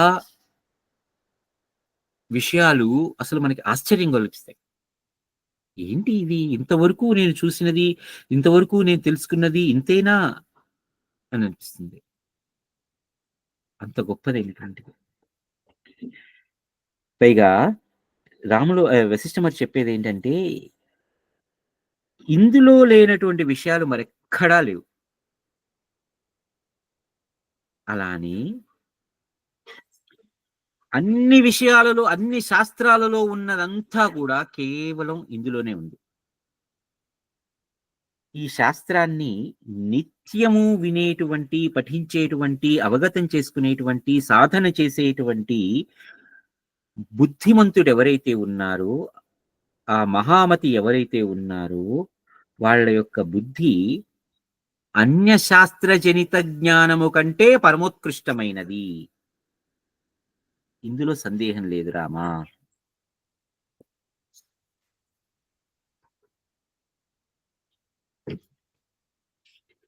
ఇంతకు మించినటువంటిది ఇంకోటి ఏమీ లేదు రామా. ఒకవేళ ఈ శాస్త్రాన్ని పఠించాలి అనేటువంటి రుచి లేకపోతే మిగిలిన వాటిని చదువుకో. అయితే అవి ఏమిటవి అంటే, మనకి ఇక్కడ సాధారణంగా భగవద్గీత, లేకపోతే అష్టావక్ర గీత, లేకపోతే శివగీత, ఇలా రకరకాలైనటువంటి శాస్త్రాలు ఉన్నాయి. అవన్నీ కూడా బోధించేది కేవలం ఈ ఆత్మశాస్త్రానుజ్ఞానం మాత్రమే. పైగా నశ్యతి సంస్కృతి దుఃఖమిదం తే స్వాత్మ విచారణయా కథయైవ నో ధనదాన తపశ్రుత వేదైః తత్కథనోదిత యత్నశతేన. అంటే ఈ ఆత్మ విచారం, ఈ ఆత్మ విషయ వర్ణనలతో నిండి ఉన్నటువంటి ఈ శాస్త్రం వలననే ఈ సంస్కృతి, ఈ జగతి, ఈ స్మృతి అనేటువంటి దుఃఖాలన్నీ నశించిపోతాయి. పైగా ఈ ధనదాన తపస్సుల వలన గాని, ద్వైతం, అద్వైతం, విశిష్టాద్వైతం అనేటువంటి తత్వబోధకమైనటువంటి కర్మకాండని పఠించటం వలన గాని, లేకపోతే ఈ యజ్ఞ యాగాది హోమాది ప్రయత్నాల వలన కానీ కూడా ఈ దుఃఖం నశించదు. కేవలం ఆత్మ విచారము, ఆత్మ విషయ వర్ణనము వీటితో మాత్రమే మనకి ఈ విషయం అవగతమవుతుంది. కానీ మిగిలిన ఏ వేటి వలన కూడా మనకి ప్రయోజనం లేదు.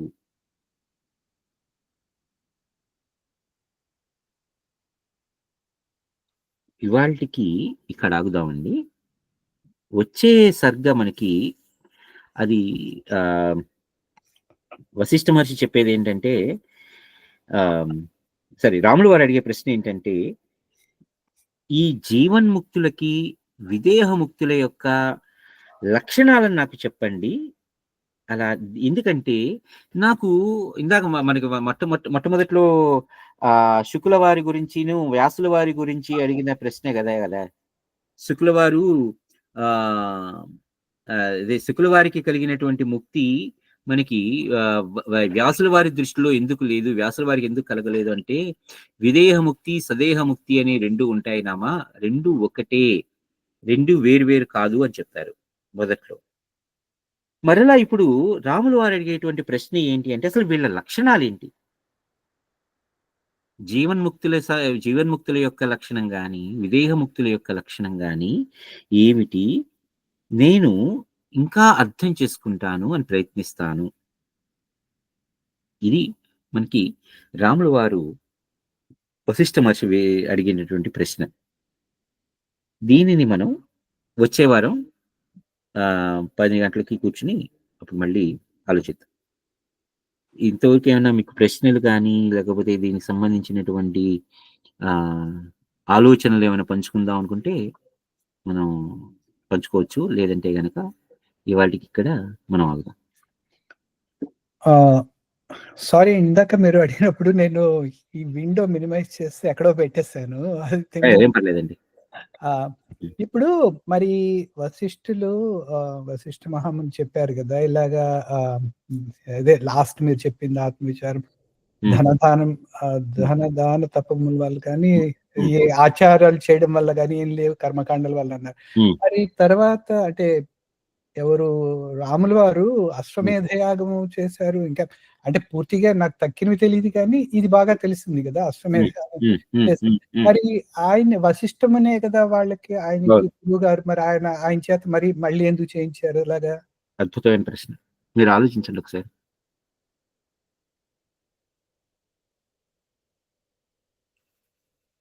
ఎందుకంటే మనం ఇంతకుముందు కూడా చాలాసార్లు అనుకున్నాం ఏంటంటే, వీటి వలన ప్రయోజనం ఉండదు. వీటి వలన ఈ ఆత్మ విచారణ అనేటువంటి దుఃఖం నశించదు, శమించదు. ఎందుకంటే ఆత్మ విచారణ అనేటువంటి కలగదు. మనం ఎవరమో మనం తెలుసుకోలేము. కొన్ని కర్మకాండలు మనకి పెద్దల చేత నిర్ణయింపబడి ఉన్నది. మరి పెద్దలు ఎవరు ఇక్కడ? వాళ్ళు అసలు పెద్దలే లేరు అనుకుంటాం కదా. ఎవరు పెద్ద, ఎవరు చిన్న, ఈ విచారం కూడా మనకు కలుగుతుంది. ఈ ఆలోచన కూడా మనం చేస్తాం. ఎవరు పెద్ద, దేంట్లో పెద్ద? ఈ వయస్సు అనేది కేవలం ఒక కాలగణన ఇందాక అనుకున్నాం భూత భవిష్యత్ వర్తమానాలు అనేవి ఏవీ లేవు అని అనుకున్నప్పుడు మళ్ళీ కాలగణన ఎక్కడి నుంచి ప్రారంభమైంది కదా. సో ఈ కాలగణన అనేది లేనప్పుడు ఇక ఈ ఈ అంటే కాలగణన అయితే ఏ విధంగా అయితే లేదు, కర్మకాండలు కూడా లేవు కదా, లేనట్టివే అని అంటారు. కాకపోతే కాకపోతే ఈ దృశ్య జగత్తులో అందరికీ కూడా ఒకే రకమైన స్థాయి ఉండదు. రైట్. ఇప్పుడు రాముల వారు పూర్తి ఆత్మజ్ఞానవంతులు అవుతారు. అంటే యాక్చువల్గా ఆయన ఆత్మజ్ఞానవంతులే, కానీ అక్కడ మిగిలిన వాళ్ళు ఉన్నటువంటి వాళ్ళందరూ కూడా ఆత్మజ్ఞానంలో లేరు. ఎందుకోసం అని అంటే, ఇప్పుడు అదేంటి రాముల వారికి ఆత్మజ్ఞానం అయినప్పుడు ఆయన ఎందుకు చేయాలి, ఆయన అవసరం లేదు కదా, కూర్చోవచ్చు కదా. లేదు, సమాజం నడవాలి. ఎందుకంటే అందరికీ కూడా ఆ ఆత్మజ్ఞానం అనేది అందరికీ కూడా ఒకే స్థాయిలో లేదు. అందరూ కూడా ఏదైతే భ్రమ మిథ్య అయినటువంటి ఈ జగత్తుని వాస్తవమైనది అని అనుకుంటున్నారో వాళ్ళందరి కోసం కూడా కొన్ని సార్లు ఆ పనులు చెయ్యాలి. ఆ పనుల పట్ల ఆయనకి ఇప్పుడు మనకి సకామ కర్మ లేకపోతే నిష్కామ కర్మ అని అంటారు కదా. రాముల వారు చేసినటువంటి ప్రతి యాగము కానీ ప్రతి పని కూడా నిష్కామ కర్మతో చేశారు. ఆయనకంటూ ఎటువంటి కర్మ కామన లేదు. ఆ పని చేయటం మూలంగా నాకు ఇది లాభం కలగాలి, ఆ పని చేయకుండా ఉండటం మూలంగా నాకు ఇటువంటి నష్టం కలగకుండా ఉండాలి అనేటువంటి ఆయన యొక్క దృష్టికోణంలో లేదు. కానీ సమాజపరమైనటువంటి ఆ సమయంలో అక్కడ మిగిలిన వాళ్ళు ఎవరైతే ఉన్నారో వాళ్ళందరూ వచ్చి రామా నువ్వు ఇది చెయ్యాలి, అశ్వమేధ యాగం చెయ్యాలి, లేదంటే కనుక రామా వెళ్ళి రావణాసురుడిని చంపాలి. అసలు రాముల వారికి అంత ఆత్మజ్ఞానం తెలిసిన తర్వాత అసలు చంపటం మృత్యువు అనేటువంటిది ఏది లేదు. ఇప్పుడు ఏదైతే లేదు, వెళ్ళి ఆయన వారధి గట్టి లేకపోతే వెళ్ళి చంపి రావటం ఇదంతా ఎందుకు, భార్యను తెచ్చుకోవటం ఎందుకు, ఇదంతా మిథ్య. ఆయన కూడా బాసం పెట్టలేసి కూర్చొని చెట్టు కింద కూర్చోవచ్చు కదా. లేదు, ఆయన ఎల్లప్పుడూ కూడా ఆత్మభావంలో రమించిపోయేవారు, నిష్కామంతోనే ఉండేవారు. కానీ ఆ రోజున ఆ సమయానికి అందరికీ కూడా మిగిలిన ఎవరైతే ఉన్నారో వాళ్ళందరూ కూడా వచ్చి అడగటంతో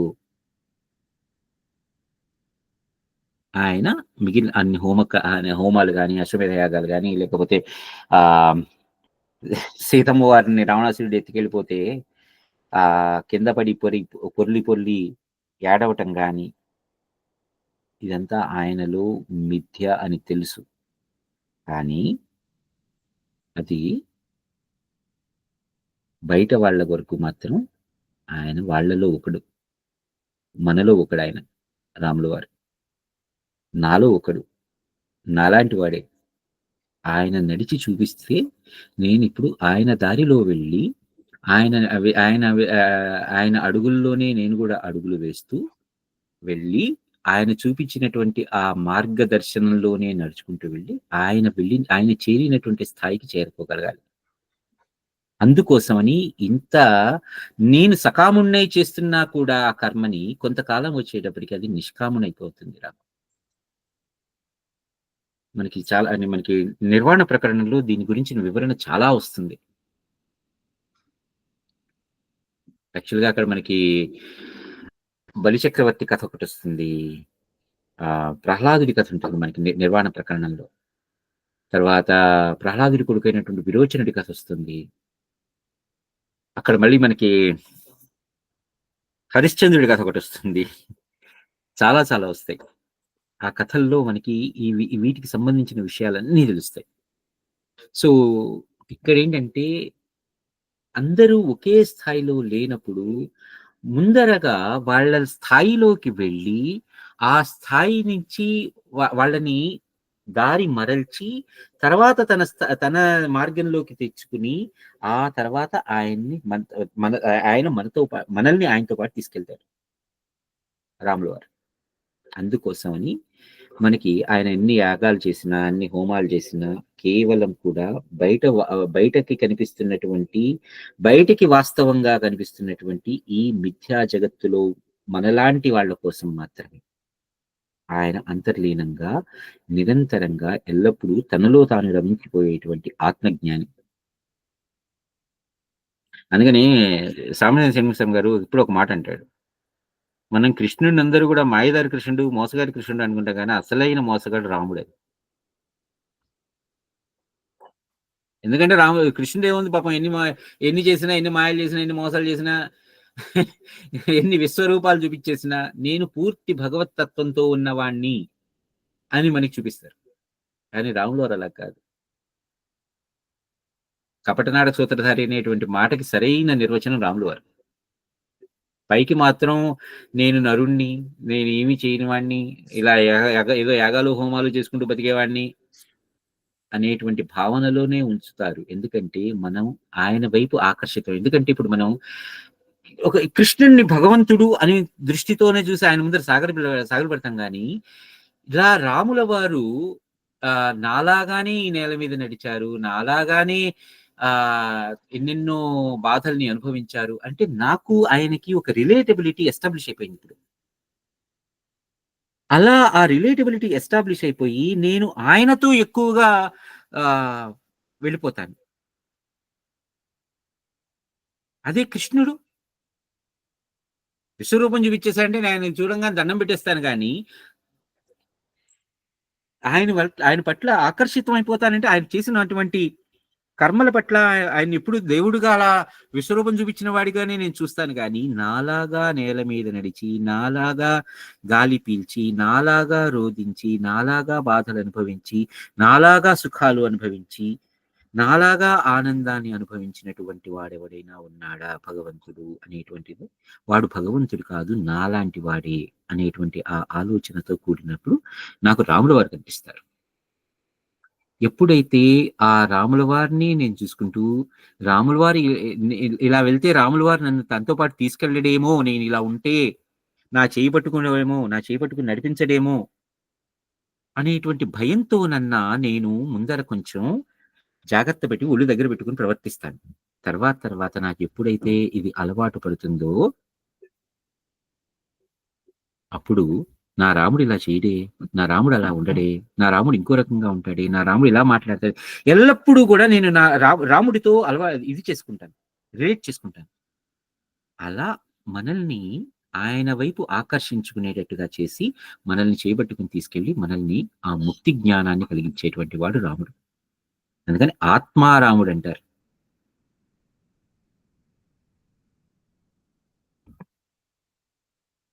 నేను మీకు అర్థమయ్యేటట్టుగా చెప్పగలిగానని అనుకుంటున్నాను. అంటే వింటుంటే ఇంకా క్వశ్చన్స్ వస్తున్నాయి. పర్లేదు, అడగండి. థ్యాంక్స్ అండి.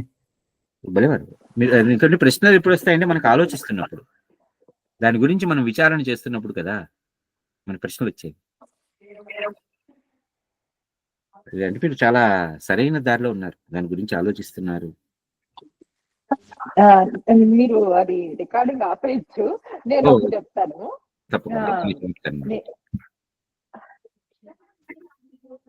నాకు ఏమనిపించిందంటే ఇప్పుడు గంగాధర్ గారు అడిగిన క్వశ్చన్ కి మీరు చెప్పిన ఆన్సర్ కి, ఈ రాముని తత్వానికి ఆయన అన్నట్టు అన్ని పనులు చేస్తారు. ఇప్పుడు మనిషి ఎలా బతకాలి అనేది అంటే బేసిక్ గా చూపించడానికి ఆయన కొన్ని పనులు చేశారు, ఎందుకంటే మానవ అవతారంలో వచ్చారు కాబట్టి. ఇప్పుడు సడన్ గా అంటే నీ భార్యని గాని నీ పరివారాన్ని కానీ ఎవరైనా ఇబ్బంది పెడుతూ ఉంటే నువ్వు రక్షించాలి అనేది నీ అంటే ప్రథమ కర్తవ్యం కదా. ఇప్పుడు మా ఆవిడ మేము ఇదంతా ఏంటి అంటే వాళ్ళిద్దరూ చాలా భగవంతులం, మేము ఇలాగే వచ్చాం కాబట్టి మా ఆవిడని ఎవరైనా ఎత్తుకెళ్ళిపోయినా నేను ఏం పెద్ద పట్టించుకోకలేదు, ఆవిడ కూడా ఆత్మతో రమిస్తూ ఉంటుంది ఇలా అనుకుని ఆయన వదిలేయలేరు కదా. అందుకని ఆవిడ శక్తి స్వరూపిణి, శక్తి స్వరూపిణి, నేనేం చెయ్యక్కర్లేదు, ఆవిడ she can take care of her self అని ఆయన అలా వదిలేస్తే, అంటే ఒక మానవుడిగా పుట్టినందుకు మనకి ఎలా బతకాలి అని చెప్పిందే రామాయణం అంటారు కదా. సో నాకు అనిపించింది ఆయన ఆ విధంగా, అంటే ఒక మీరు అన్నట్టు అందరి లెవెల్స్ అన్ని అంటే ఎవరి విజ్ఞావంతులు లేని వాళ్ళు పామరులకి అందరికీ అర్థం అవ్వడానికి ఆయన ఎలా బతకాలి అని మినిమం గా చూపించి లేదు ఇది తత్వం, ఇది కాదు, ఇది నిజం కాదు, మనం ఈ పరబ్రహ్మ యొక్క స్వరూపమే మనం అని చెప్పడం అనేది ఒక మనకి యోగ వాసిష్టం ద్వారా ఆయన తెలుసుకున్నట్టు, ఇది అన్ని మన కోసమే కదా ఆయన చెప్పింది కూడా. సో ఈ విధంగా మన కోసం చేయడం కోసం ఈయన ఇలాగా చేశారు, ఆయన అలాగా బిహేవ్ చేశారు అని నాకు అనిపించింది. సో నాకు ఇప్పుడు ఏమనిపిస్తుందంటే, ఇప్పుడు మనం ఈ సమాజంలో ఉన్నప్పుడు మనకి ఇది కాదు, ఇది నిజం కాదు, ఈ యజ్ఞాలు యాగాలు ఈ జపాలు తపాలు ఇవి కావు, ఇది అసలైన జ్ఞానాన్ని ఇవ్వదు అని తెలుసుకున్న మనము ఎలా బిహేవ్ చేయాలి అంటే, ఇప్పుడు నాకు ఇది కాదు, ఇది నిజం కాదు, ఇది అబద్ధం, ఇది కరెక్ట్ కాదు, నువ్వు వెళ్తున్న ఈ మార్గం సరైనది కాదు అని చెప్తున్నప్పుడు, మళ్ళీ నాకు ఈ మార్గాన్ని నా చిన్నప్పటి నుంచి అలవాటు చేయడం వల్ల నేను ఇప్పుడు అయోమయ సందిగ్ధంగా ఉన్నాను. నాకు ఇది కరెక్టా, నేను చేస్తున్న ప్రతిసారి ఒక వస్తువు మీద దాని మీద పూర్తి నమ్మకం, పూర్తి దాని మీద ఇది కరెక్టే నేను చేస్తున్న పని అని చేయడంలో ఒక విజ్ఞతతో చేయడం ఒక వంతు. అసలు ఈ పని ఇది కాదు, ఇది సరైనది కాదు, ఇది నిజమైంది ఇది కాదు నేను చేయాల్సింది అని తెలుసుకున్నా సరే నేను ఆ పూజలు పునస్కారాలు చేయడం వల్ల ఇది ఎలా ఉందంటే, ఇప్పుడు నువ్వు చేస్తుంది కరెక్ట్ కాదు కానీ నేను రోజు అదే చేస్తాను, అది నేను దాన్ని తెలియకుండా చూడండి, అంటే ఇగ్నోరెన్స్ ఇస్ బ్లిస్ అన్నట్టు అందులోనే వెళ్ళిపోయింటే, అదే పూజలు అదే జపాల్లో వెళ్ళిపోయింటే ఇప్పుడు చేస్తున్న ప్రతిసారి ఇది కరెక్ట్ కాదు అని తెలుస్తూ ఉంటే ఇంకా కష్టంగా ఉంది సాధన అనిపిస్తుంది. మీకు ఒక చిన్న ఉదాహరణ ఇవ్వనా? ఏంటంటే, మీరు ఒక చీకటి గదిలో ఉన్నారు, ఓకే, అదే చీకటి గది కూడా కాదు, ఒక చీకటి ప్రదేశంలో చీమంతైనా వెలుతురు కనిపించదు మనకి, అంటే అంత చిన్నటి వెలుగు రేఖ కూడా లేదు, పూర్తిగా కళ్ళు ఎంత పొడుచుకున్నా కనిపించినటువంటి చీకటి. కళ్ళు పొడుచుకుంటే ఏం కనిపిస్తుంది, బట్ అదే ఆ మాట అంటారు కాబట్టి. అలా మన అంత చీకట్లో ఉన్నప్పుడు దూరంగా ఒక చిన్న మిణుకు అంటేటువంటి ఒక చిన్న వెలుతురు కనిపించిందండి. ఓకే, మీరు ఆ వెలుతురు వైపు పరిగెట్టరా? పరిగెత్తాం కదా. ఆ వెలుతురు దగ్గరికి వెళ్తాను. ఇప్పుడు ఆ వెలుతురు దగ్గరికి వెళ్ళిన తర్వాత ఆ వెలుతురు నాకు ఎక్కువ కాంతిని ఇవ్వకపోవచ్చు, ఓకే, కానీ కాస్తూ కూస్తూ ఇచ్చేటువంటి ఆ వెలుతురు నాకు ఒక ఆశని రేపిస్తుంది.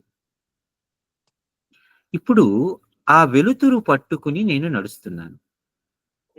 ఆ వెలుతురు పట్టుకుని నడిచేటప్పుడు కొంచెం దూరం, ఆ వెలుతురు యొక్క పరిధి కూడా ఒక 5 అడుగులు 10 అడుగులు, ఆ కాస్త 5-10 అడుగుల దూరంలో మాత్రమే కనిపించేటువంటి ఆ వెలుతురులో నేను ఏదో కాస్త అడుగులు తడబడుతూ ముందుకు పడుతూ లేస్తూ వెళ్తున్నాను. దూరంగా కొంచెం పెద్ద వెలుతురు ఇచ్చేటువంటి ఒక కాగడా అలాంటిది కనిపించింది. ఆ కాగడా దగ్గర మళ్ళీ వెళ్ళినప్పుడు నేను ఈ కాగడాన్ని పట్టుకుని ఈ దీపాన్ని అక్కడ వదిలేసా. ఆ దీపం వెలుగుతూనే ఉంది, కానీ నాకు అప్పుడు ఆ కాగడా అవసరం, కాగడా యొక్క అవసరం. ఎప్పుడైతే ఆ కాగడా పట్టుకుని వెళ్తున్నాను, ఈసారి కాగడా యొక్క వెళ్తురు ఒక 100 అడుగులు పట్టుకు పడుతుంది నాకు. ఇప్పుడు నాకు నడక ఇదివరకు కన్నా కొంచెం కంఫర్టబుల్ గానే ఉంది. ఇప్పుడు నేను ఇంకా ముందరికి వెళ్తున్నా. అక్కడ కొంచెం వెళ్ళి అక్కడ ఒక పెద్ద 1000 వాట్ బల్బు కనిపించింది, దాన్ని పట్టుకున్నా, కాగడా వదిలేసా. కాగడా వెలుగుతూనే ఉంది కానీ 1000 వాట్ బల్బ్ పెట్టింది. ఈసారి అది నాకు ఒక 1/2 కిలోమీటర్ దూరంలో కనిపించేది. దూరంలో ఉన్నది వెళ్తా కూడా చక్కగా స్పష్టంగా కనిపిస్తుంది. వెళ్తున్నా. మళ్ళీ వెళ్ళా. అక్కడికి వెళ్ళేటప్పటికి నాకు ఒక అనంతమైనటువంటి వెలుతురు ఇచ్చేటువంటి వస్తువు కనిపించింది. అనంతంగా వెలిగేటువంటిది.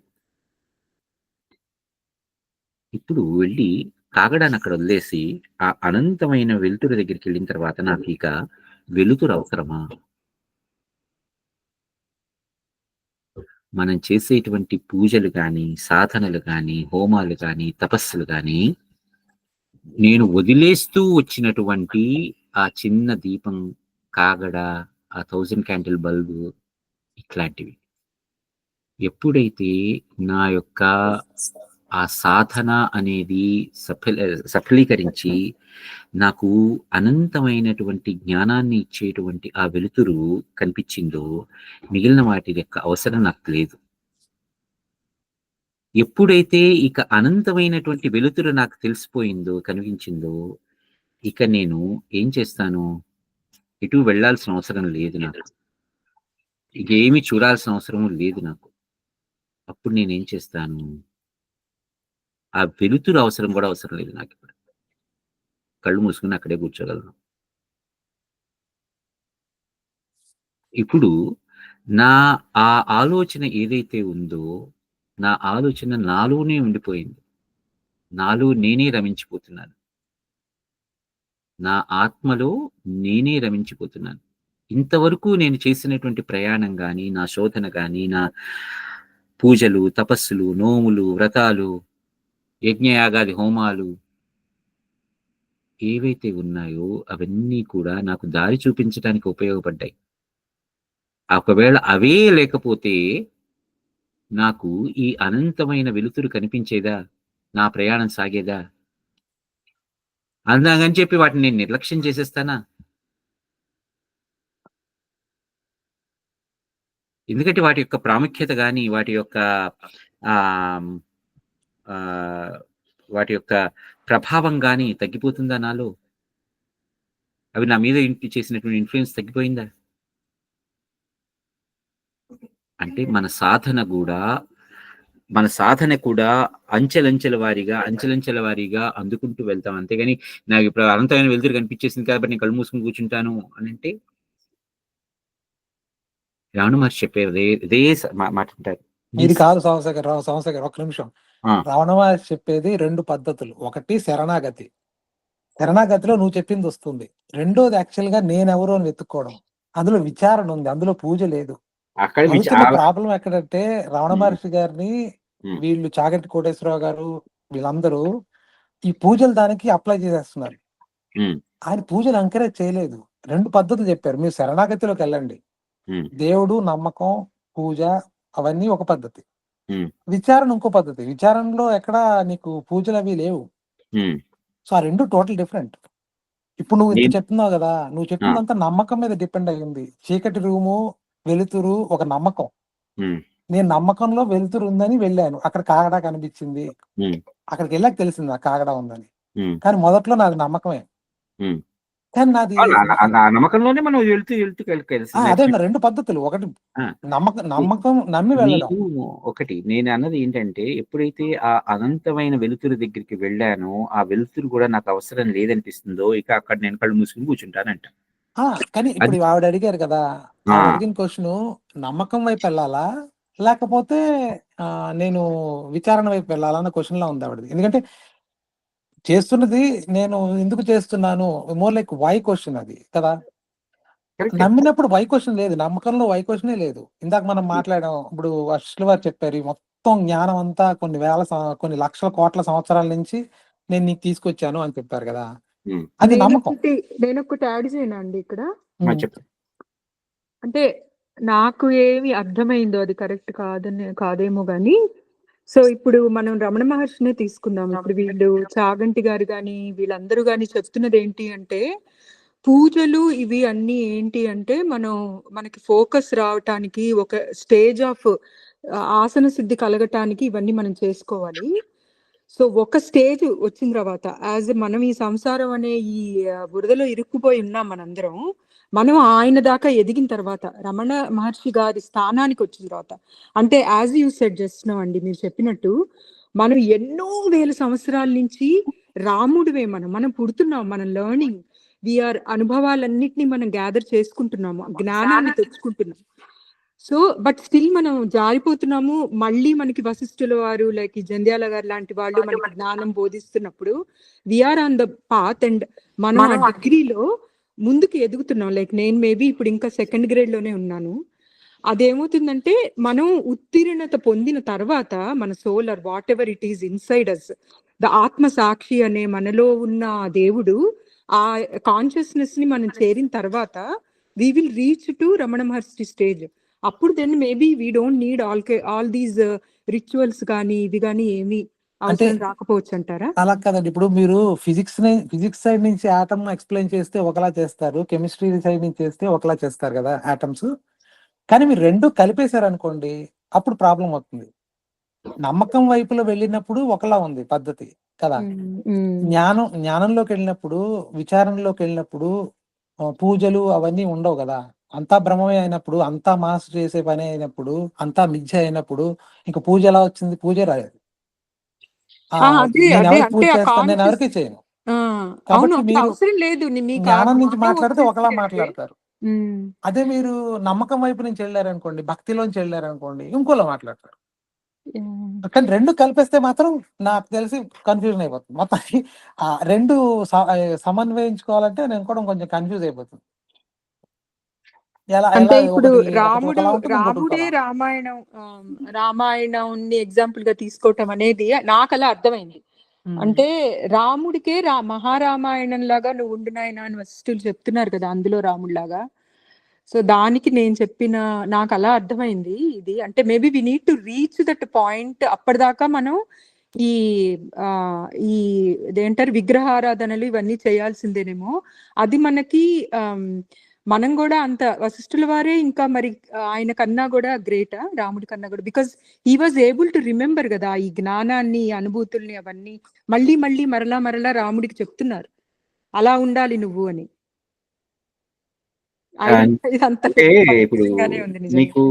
ఏంటండి అంటే కొంచెం కన్ఫ్యూజింగ్ గానే ఉంది. అంటే వశిష్ఠుల వారి గురువులు అంటే రాముడు ఈజ్ లైక్ అల్టిమేట్ కదా, మరి హీఈస్ ద సుప్రీం కాన్షియస్ అయినప్పుడు ఆయనకి ఈయన మానవుడిగా పుట్టినందుకు రిమైండ్ చేస్తున్నారు. అంటే ఓకే అగైన్ మనకి టీచ్ చేయటం కోసమనే ఆ అవతారం ఎత్తారు.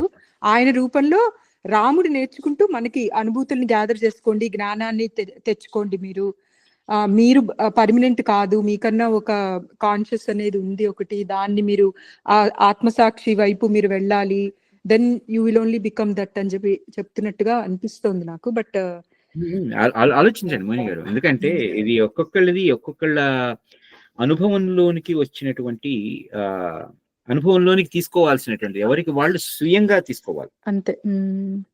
ఓకే, నేను కేవలం ఒక ఊతాన్ని అంతే. మీకు అలాగే మీకు ఇవి ఉన్నాయి కదా, మన దర్శనాలు అంటారు కదా, మీకు రకరకాల దర్శనాలు ఉన్నాయి కదా. సాంఖ్య దర్శనం ఉంది, ఆ తర్వాత న్యాయ దర్శనాలు ఉన్నాయి, ఇలా దర్శనాలు ఉన్నాయి కదా. అలాగే మీకు రకరకాల యోగాలు ఉన్నాయి, భక్తి యోగం ఉంది, రాజయోగం ఉంది, అలాగే పద్ధతులు ఉన్నాయి, శాక్తేయ ఉంది, ఇంకోటి ఉంది, ఇలా చాలా ఉన్నాయి కదా. ఇందాక మనం సంస్థగా చెప్పినట్టు మీకు ఈ పద్ధతిలో ఏ పద్ధతి తీసుకున్నా వాళ్ళు ఆ పద్ధతి ప్రకారం కొన్ని చెప్తున్నారు.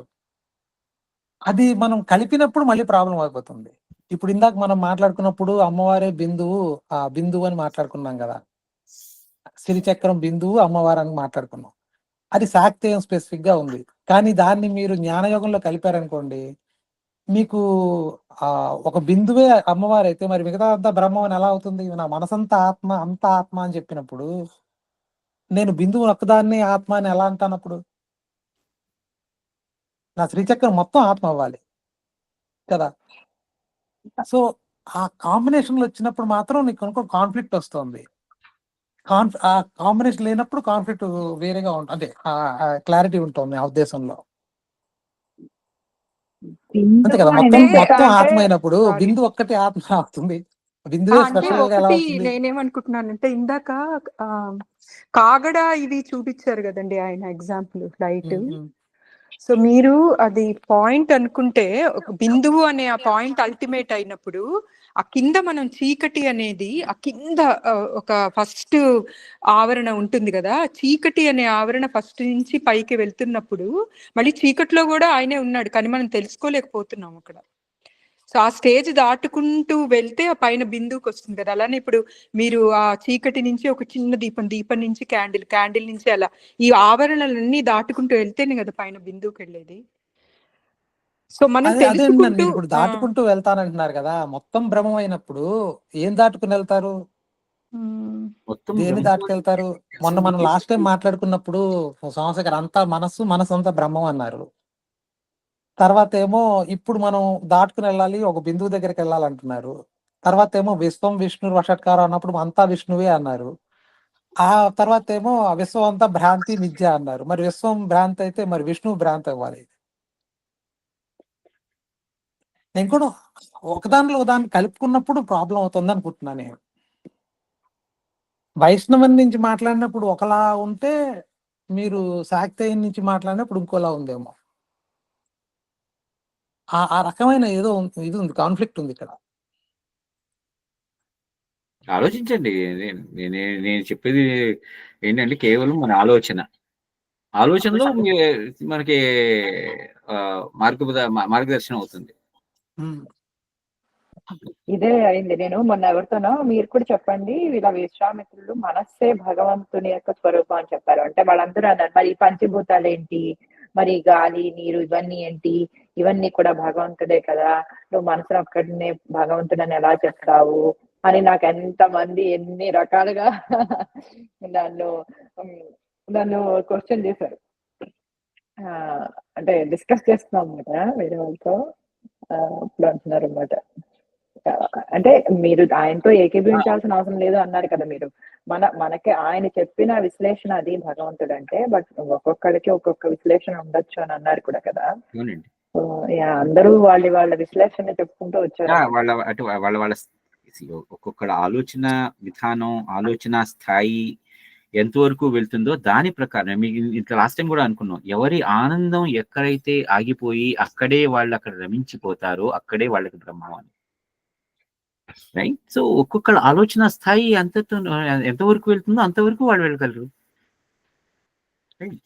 ఇప్పుడు అంటే నేనేమి నేను ఎవరిని ఖండించడం కానీ ఏమి చేయను, అందరినీ యాక్సెప్ట్ చేస్తా. ఒక్కొక్కళ్ళ ఆలోచన ఒక్కొక్క రకంగా ఉంటుంది. వాళ్ళ ఆలోచనలో వాళ్ళకి ఎక్కడ ఒక రకమైనటువంటి ఆ ఆనందకరమైనటువంటి స్థితి ఉంటుందో, ఎక్కడైతే రమించిపోతారో, ఎక్కడైతే వాళ్ళకి ఆ రామ బ్రహ్మం దొరుకుతుందో వాళ్ళకి అదే ఆత్మ సాక్షాత్కారం. ఏముంది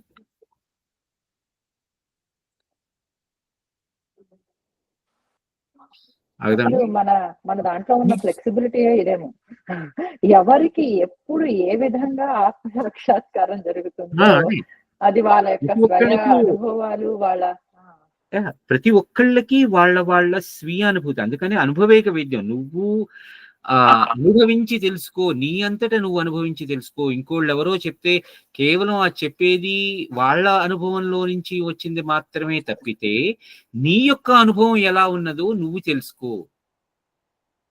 ఎందుకంటే అందుకనే ఇప్పుడు ప్రతి ఒక్కళ్ళ ప్రయాణము కూడా నేనెవరు అనేటువంటి ఆ ఆలోచనతో మొదలైతే,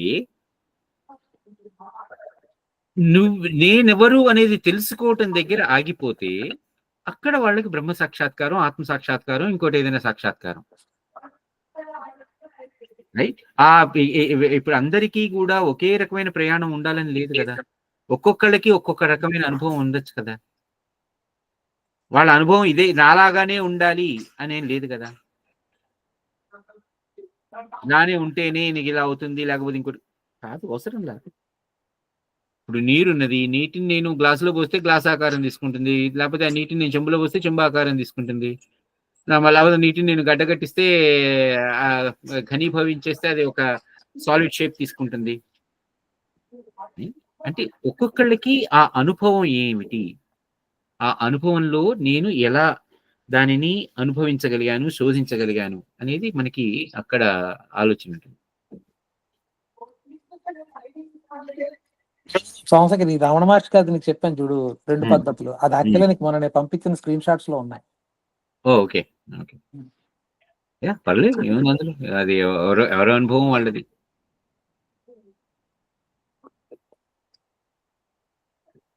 అగుదామండి ఇంకా 11:30 అవుతాను. ఇక మీరు ఆలోచించండి, మీ ఆలోచనలోనే మనకి అంతా కూడా. నేను ఒకటి చిన్న చేయొచ్చా? ఆయన గంగాధర్ గారు అడిగారు కదా, ఉమ్, అంటే నాకు ఈ క్వశ్చన్ ఫస్ట్ నుంచి ఉంది. నేను నీతో చాలా సార్లు ఇది ఫైటింగ్ చేశా కదా. ఉమ్, అంటే నేను సంవత్సరం రూమ్మేట్లు అండి యాక్చువల్ గా, అందుకని మా ఇద్దరికి ఫైటింగ్ మామూలే. ఆ సో నేను ధర్మం గురించి వాటి గురించి చాలా సార్లు ఫైట్ చేశాం కదా, నీకు గుర్తుందా? ఉమ్, ఉమ్, నాకు కనిపించింది ఏంటంటే మనుషులు ఒక సుఖం వల్ల వాటి వల్ల ముందరికి వెళ్తారు. అంటే నేను ఇప్పుడున్న కరెంట్ స్టేట్ నుంచి వేరే స్టెప్ వేయాలంటే, నెక్స్ట్ స్టెప్ వేయాలన్నా ఏం వేయాలన్నా నాకు సుఖం కావాలి. ఆ సుఖం వేస్తేనే నేను స్టెప్ వేస్తాను, లేకపోతే వేయను. నేను దుఃఖం వైపు ఎప్పుడు వెళ్ళను, సుఖం వైపే వెళ్తాను. అలాగే నాకు ఒక కోరుకుంటేనే వెళ్తాను. ఈ ఆత్మ జ్ఞానం కలిగిన వాళ్ళందరికీ సుఖం లేదు, దుఃఖం లేదు. అప్పుడు వాళ్ళకి కోరిక లేదు కదా. వాళ్ళని ముందరికి నడిపించేది ఏమిటి అని ఆలోచిస్తే నాకు అప్పుడు కనిపించింది ఓన్లీ ధర్మమే. అప్పుడు గోల్ వాళ్ళకి ఏమిటి? గోల్ వాళ్ళు రోజువారీ కార్యక్రమాలు చేయడానికి ఏమిటి? ధర్మం ఒకటే గోల్ కింద కనబడతాం. సో వాళ్ళకి డైరెక్షన్, లైఫ్ లో డైరెక్షన్ ఆ ధర్మం ఒకటే ఇస్తుంది అనిపించింది నాకు. రాముడు ఎందుకు అశ్వత్థ మీద యాగాలు చేశాడు అంటే, నేను కూడా అప్పుడు ఆయన ధర్మాన్ని ఫాలో అవ్వాల్సి వచ్చింది. ఎందుకంటే ఏ డైరెక్షన్ లేదు వాళ్ళకి, ఇంకా ఆ డైరెక్షన్ లేదు. ఆత్మజ్ఞానం సంపాదించేశారు, కోరికలు లేవు, సుఖం లేదు, దుఃఖం లేదు. అప్పుడు నాకు లేచి నుంచోవాల్సిన అవసరమే లేదు. నాకు డైరెక్షన్, ఒక పర్పస్ కావాలంటే నా లైఫ్ కి, లేదా అలాంటి వాళ్ళకి ఒక డైరెక్షన్ ఉండాలంటే అది ధర్మం ఇస్తుంది. నా ఉద్దేశంలో నేను అలా నిర్వచించుకున్నా. ధర్మం అంటే అప్పుడు ఏమిటంటే, అప్పుడు వాళ్ళు చేసిన ప్రతి ధర్మమే అవుతుంది మళ్ళీ. అంటే వాళ్ళు యుద్ధాలు చేసిన ధర్మమే అయింది, వాళ్ళు పక్క వాళ్ళు తల నరికేసిన ధర్మమే అయింది, ప్రతిదీ ధర్మం అయిపోతుంది అప్పుడు వాళ్ళ దాంట్లో. జనాలు ఫాలో అవుతున్నారు, అదే ధర్మాన్ని ఫాలో అవ్వాలని ప్రయత్నాలు చేస్తున్నారు. ఇప్పుడు అశ్వమేధ యాగం అంటే వాళ్ళు మన గుర్రాన్ని ఇది చేస్తారు కదా, సాక్రిఫైస్ చేస్తారు కదా. మామూలుగా చూసేవనుకో మన సైడ్ నుంచి, అదేంటి సాక్రిఫైస్ ఎలా చేస్తారు అంటారు.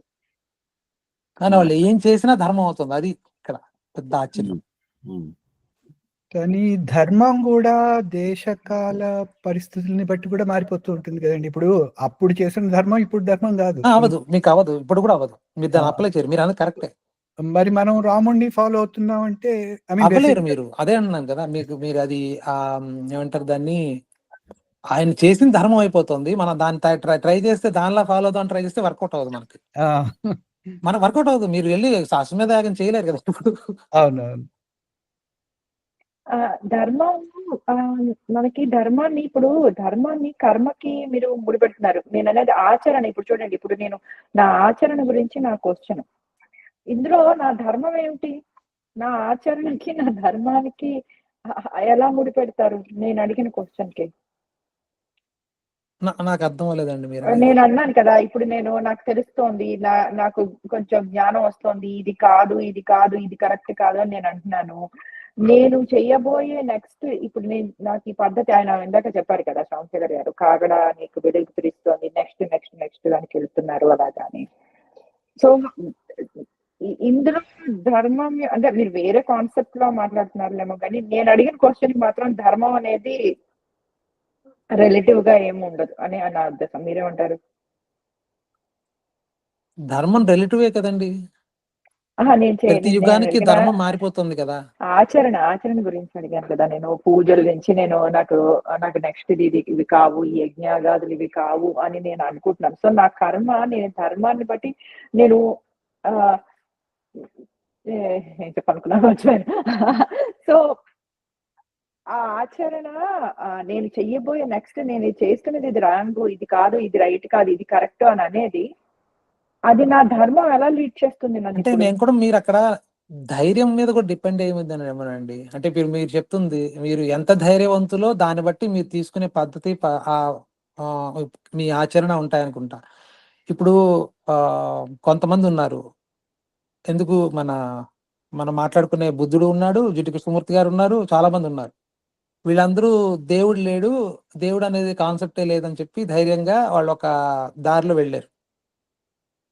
వాళ్ళు రియలైజ్ అయినా అనే అంటున్నారు అందరూను మామూలు ప్రపంచంలో. ఇంకొంతమంది పూజలు అటువైపు వెళ్ళిన వాళ్ళు ఉన్నారు. లేదు మధ్యలో మిడిల్ పాత్ తీసుకున్న వాళ్ళు ఉన్నారు. వాళ్ళ ధైర్యం బట్టి వాళ్ళు దారి తీసుకున్నారేమో కదా. మీరైతే ధర్మాన్ని ధైర్యాన్ని ఫాలో అవుతారన్నమాట. ఓకే. బాగుంది. యా మేబీ మీరు అన్నది కూడా మీరెంత కరెక్ట్. అంటే ధైర్యవంతులో దాన్ని బట్టి ఇక్కడ అంటే నేను నమ్మిన దాన్ని నేను ధైర్యంగా నేను దాన్ని ఫాలో అవ్వగలగాలి. అది మీరు చెప్పింది అవునా? మీరెంత ఓకే. ధైర్యవంతులు. ఓకే. ఓకే అండి. ఈ పాపం చాలా మొత్తంలో టైం మీకు కూడా అయినట్టుంది ధైర్యం కూడా అందరికి. కావాలనుకుంటా. అదే కదా, డెఫినెట్ గా మీరున్న ఈ సమాజంలో మీకు చాలా ధైర్యం. రాముడికే లేదు ఆ ధైర్యం. ఎందుకంటే అందరూ అడిగారు కాబట్టి ఆయన చేశాడు. ఆయనకి తెలుసు ఇది కాదు అని. అయినా కూడా సమాజం కోసం అందరు రకరకాల వాళ్ళు ఎగ్జిస్ట్ అవుతున్నారు కాబట్టి వాళ్ళు అడిగారు కాబట్టి వాళ్ళ కోసం ఆయన చేశారు. అంటే రాముడికే ధైర్యం లేదన్నమాట. Just kidding. ఓకే కానీ అండి. ధర్మం ఎప్పుడు ఒకటే కదండి, మారిపోకూడదు కదా. ధర్మం అనేది ఎప్పుడు ఒకటే కదా. లైక్ దేశ కాలమాన ప్రకారం మారదు కదా ధర్మం. మారుతుంది. మారుతుందండి. ధర్మం మారుతుంది. అది మారేదే అది. వ్యక్తిగత ధర్మాలు, సామాజిక ధర్మాలు, పదార్థ అది ధర్మాలు చాలా ధర్మాలు ఉన్నాయి కదా. అదే ధర్మాన్ని అదే చెప్తారు కదా. ధర్మం దేశకాలమాన పరిస్థితిని బట్టి మనం అందరం చూడ అగ్నిహోత్రం చేయాలి. మనం బ్రాహ్మణులుగా పుట్టి మనం ఎక్కడ చేస్తున్నాం అది మన ధర్మం. కానీ మరి ఇంక డిస్కషన్ అంతా వేస్ట్ కదా. ధర్మం దేశకాలమాన ప్రకారాలు మారిపోతుంది అన్నప్పుడు మనం రాముల వారి లాగా ఎలా ఉంటాము? అప్పుడు ఆ కాలానికి ఆయన అలా ఉన్నారు కదా. అది మీరు రాముల ఉండలేరండి. బాల్యం నేను అనుకోను అది ఉండలేరు. ఉండలేరు. అంటే ఐడియల్ గా ఒక పర్సన్ పెట్టుకుని అలా ఫాలో అవడం అనేది ఇప్పుడు జరగదు నేను అనుకోవడం. ఎందుకంటే మరి మన రాజులం ఇంకెందుకండి కాదు. మనకి ఇదంతా కానీ యోగ నువ్వు వాసిష్టం చేసే అదంతా ప్రతి మనం. పనిలోని ఒక విచక్షణ అనేది ఉండాలి కదా. మంచి చెడు చేస్తున్నాం లేదా అని. దానికోసం మనం ఒక మనిషి యొక్క ప్రవర్తన కోసమే ఇవి వచ్చాయి. మనం ఎలా బతకాలి అని చెప్పడం కోసమే కదా. అందుకే కదా ఇది అసలు వచ్చింది కూడా. అంటే ఆచరణ వేరు, నాలెడ్జ్ వేరు కదండి. ఇప్పుడు జ్ఞానం వేరు, ఆచరణ వేరు. అదెలా అవుతుంది? మీరు అనుభూతులే కదండి జ్ఞానం. కాదు. ఇప్పుడు మీరు మనం ఫర్ ఎగ్జాంపుల్ ఇప్పుడు మీరు ఒక ఇది ఉంది అంటారు దాన్ని, మామూలుగా చెప్పేటప్పుడు ఏనుగు ఎగ్జాంపుల్ ఒకటి చెప్తారు. అదేంటి గజం మిథ్య పలాయనం మిథ్య అని ఒక సామెత ఉంది. అందులో ఒక పెద్ద సాధువు గారు ఉన్నారు, బాగా పెద్ద అద్వైతి. ఆయన శిష్యులందరూ ఉన్నారు. ఆయన ఏం రోడ్డు మీద నడుస్తుంటే ఒక ఏనుగు అడ్డొచ్చింది. వచ్చి పరిగెడుతుంది ఏనుగు. ఆయన కూడా పరిగెట్టాడు. పరిగెడితే వాళ్ళ శిష్యుడు అన్నారు, అదేంటండి ఏనుగు ఇది కదా, మిథ్య కదా, మీరు ఎందుకు పరిగెట్టారు గురువు గారు అన్నాడు. అంటే నేను పరిగెట్టడం కూడా మిథ్య కదా అన్నాడు ఆయన. అందుకే మీకు శంకరాచార్య వారి దాంట్లో వ్యవహారికంలో అద్వైతాన్ని తీసుకురావద్దని చెప్తారు. మీరు మామూలుగా చూస్తే ఆచరణలో మీరు ద్వైతమే ఉంటుంది. పారమార్థికంలో మాత్రమే మీకు అద్వైతం కుదురుతుంది.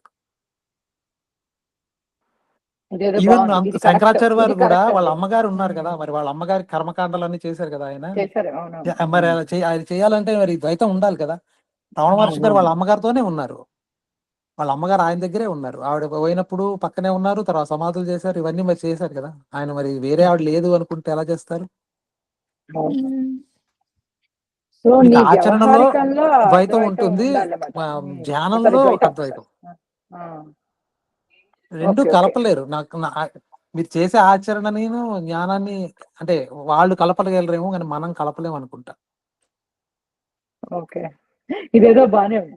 ఇది అంటే నువ్వు ధ్యానం చేసేటప్పుడు నువ్వు భగవంతుడికి అద్వైతం అనుకోవడం, నువ్వు పని చేసేటప్పుడు నేను దేవుడు వేరు వేరు అనుకోవడం, ఇలా అడ్డుకుంటూ ఉండాలన్నమాట. మీరు యాక్చువల్ గా ఒకసారి రకరకాల పద్ధతులు చూడండి. అంటే చాట్‌జీపీటీని అడిగినా చెప్తుంది. రకరకాల పద్ధతులు ఉన్నాయి. మీరు ఒక పద్ధతిలో వెళ్ళినప్పుడు మీకు పూజ పునస్కారం అవన్నీ ఉంటాయి. మీకు అది తప్పదు. మీరు ఆ దారిలోనే వెళ్ళాలి.